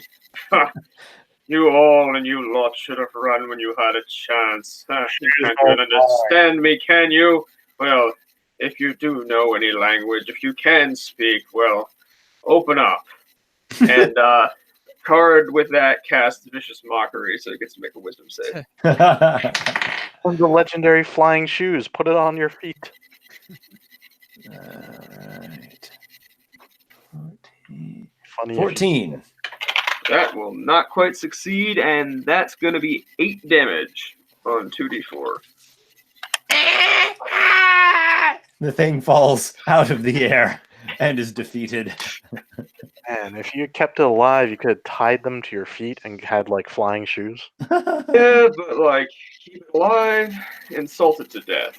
Keep it alive, insult it to death. Cardok, insult it. Bullying things to death. Go on. Should we pause here? Can we just do some unless we're getting into another combat, I'd like to move a little bit. Is that okay if we're out of combat order for moving? I don't know that the combat is Currently over. Yeah. Give me just one moment because I have to look at a couple things. Okay. Yeah. I mean, if you all withdraw, nothing is immediately pursuing you, but you heard other things in here. Oh yeah. But nothing is. Yeah, nothing's immediately there. I was thinking if we pull back to that door, depending on what's over there, we might be able to find a good place to hole up for a bit. Does everyone like that idea? Yeah, I'm with on that one. Okay. So I'll move. Yeah, sounds good. Well, I'll have Robin, search it for traps and then try to, key it. The elf part is an illusion. Yep. Still got my illusion there. No I would reason send to- the illusion on a wild chase for the rest of the maze to make sure I never stays near us. Robin, That do you way- want you want the illusion just to be there, or do you have a different idea? I'll have it like so where Drake is, it can like be right there. My spell's gonna last for 10 minutes. Just to Okay. sort of like I guess like if something comes that way, they'll see like 2 creatures instead of just 1. Okay. All right, I guess I'll look at the door and sort of investigate to see if there's any traps or anything of that nature. Okay, go right ahead. All right. Yeah. Oh, actually. So would this be, since I look for traps, would I be using thieves' tools? Investigation for your searching. Thieves' tools would be to disarm and disable devices. Okay. Oh. All right, that is a very high number. Let's see, plus 2, 19, 24 for the investigation. As far as you can tell, there is no trap mechanism built into this door, though the lock does seem to be a good quality lock. All right, I will. step back. I'll look at Noxiqual. Yeah, I'll step back, look at Noxiqual, and say, well, there doesn't seem to be any traps here, dear Captain. But would you like me to try? As I say, would you like me to try and unlock it? Yes.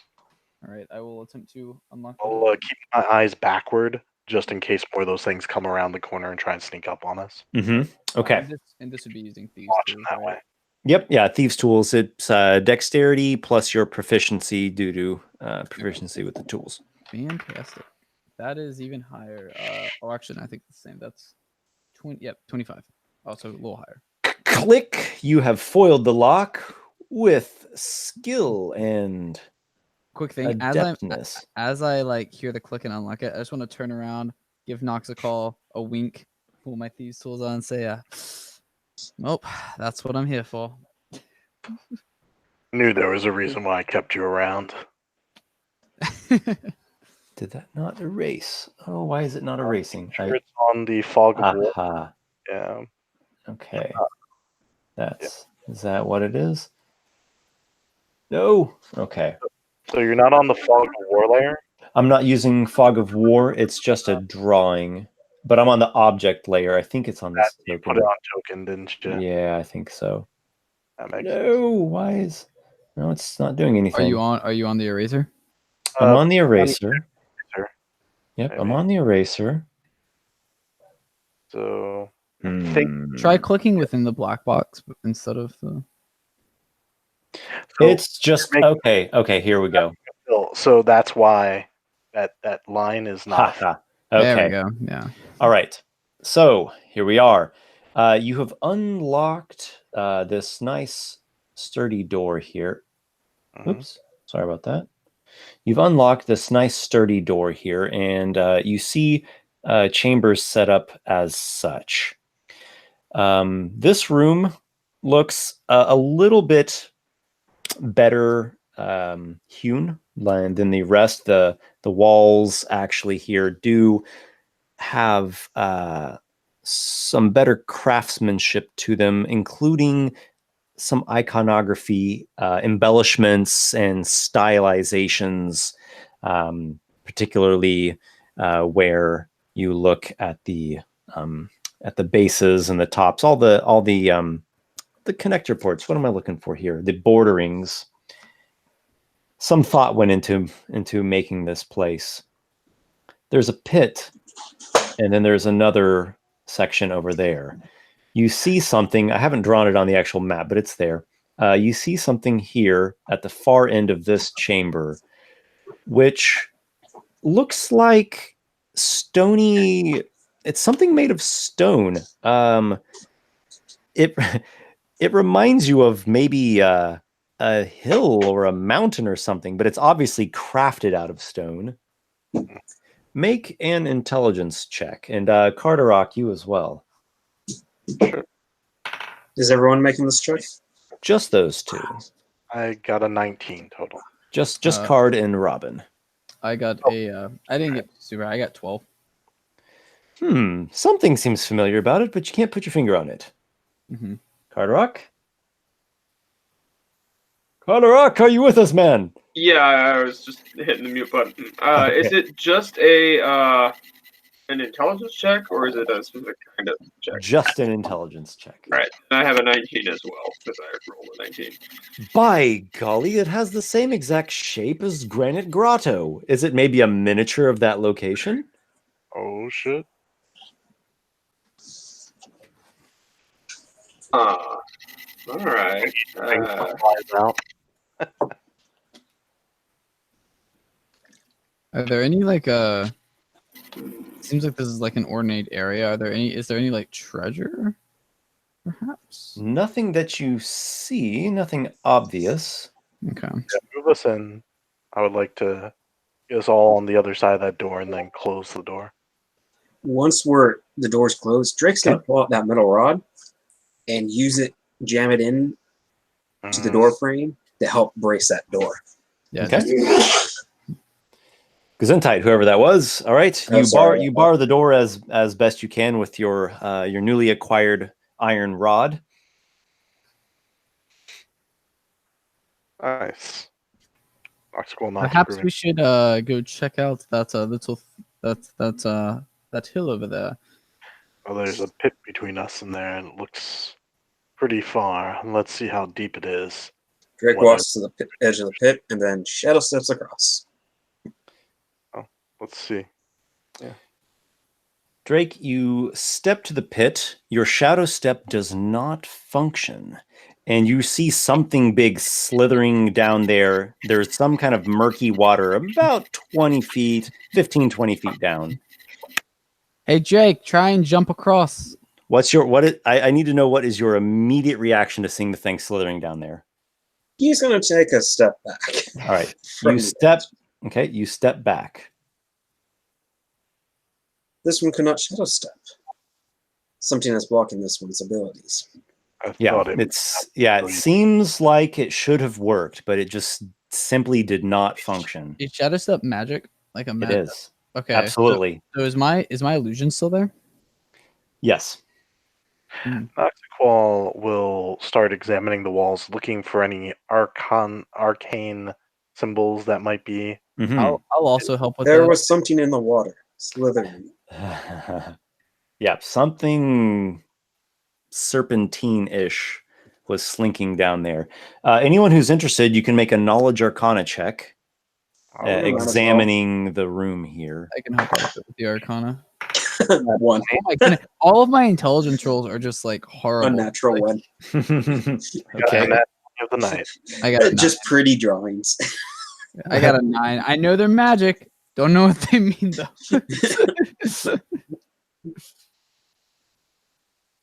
Card got a 10. Noxiqual, what did you get?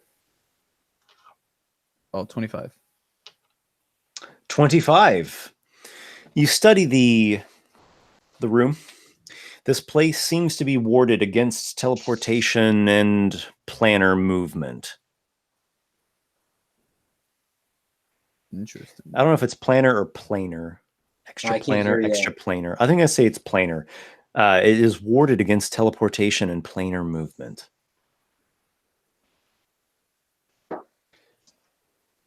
Hello? Oh, sorry, I'm thinking. Yeah, Warsor has no voice. That's what's happening. I was looking at the map, and then I went back to the actual Google Hangout screen. Yeah, we cannot hear you right now, Warsor. Oh, this is a night of audio difficulties all around. But I guess we've really done We're all rolling pretty good, ones. all things considered. We're all rolling nat ones on technical situations. I think the only person who's had no technical hiccups at all is Vince. Yeah. Watch next week. It's just gonna be shit. Yeah. Can you hear me now? Yes. Yes. I can hear you now. You have a Okay. voice again. Sorry, that was weird. Like my voice just cut out for no reason. You were just left speechless by your shocking discovery. I kept saying like that I rolled a nat 20 and no one was reacting to it, so I was like, "Oh, that's weird." So, what I was trying to ask though when I was muted was, do I have any notion of how to bypass this from the symbols in my nat 20-25 roll? Mm-hmm. The magic that was used to create it is certainly more powerful than what you have. It's not impossible. It doesn't seem like something you have an immediate answer to. Yeah. Clearly, some time and heavy components went into creating this area. That's fair. Well, I think we should take a little rest here if we're not in immediate danger, to come up with some ideas and to recover some magic. I know I've used my magics that need time to recover. Mm-hmm. Yes, I as well. I would much like to recover a few of my spells. Well, I mean, I don't know if we could recover your spells. Oh, that's true. I might need a long rest now that I think about it. Yeah, let's just take a short rest here, and that'll allow us to stop for the night, as well as maybe, I don't know how you're going to get Lykar in here, but maybe. Lykar will be here next time. I mean, Dennis said he would be here next time, so Well, he would be able to Lykar is follow going to the be path. showing up. Because Drake was making markings for. In fact, I'll set things up just like this. You're puzzling about this room, maybe considering taking a breather, maybe sitting down.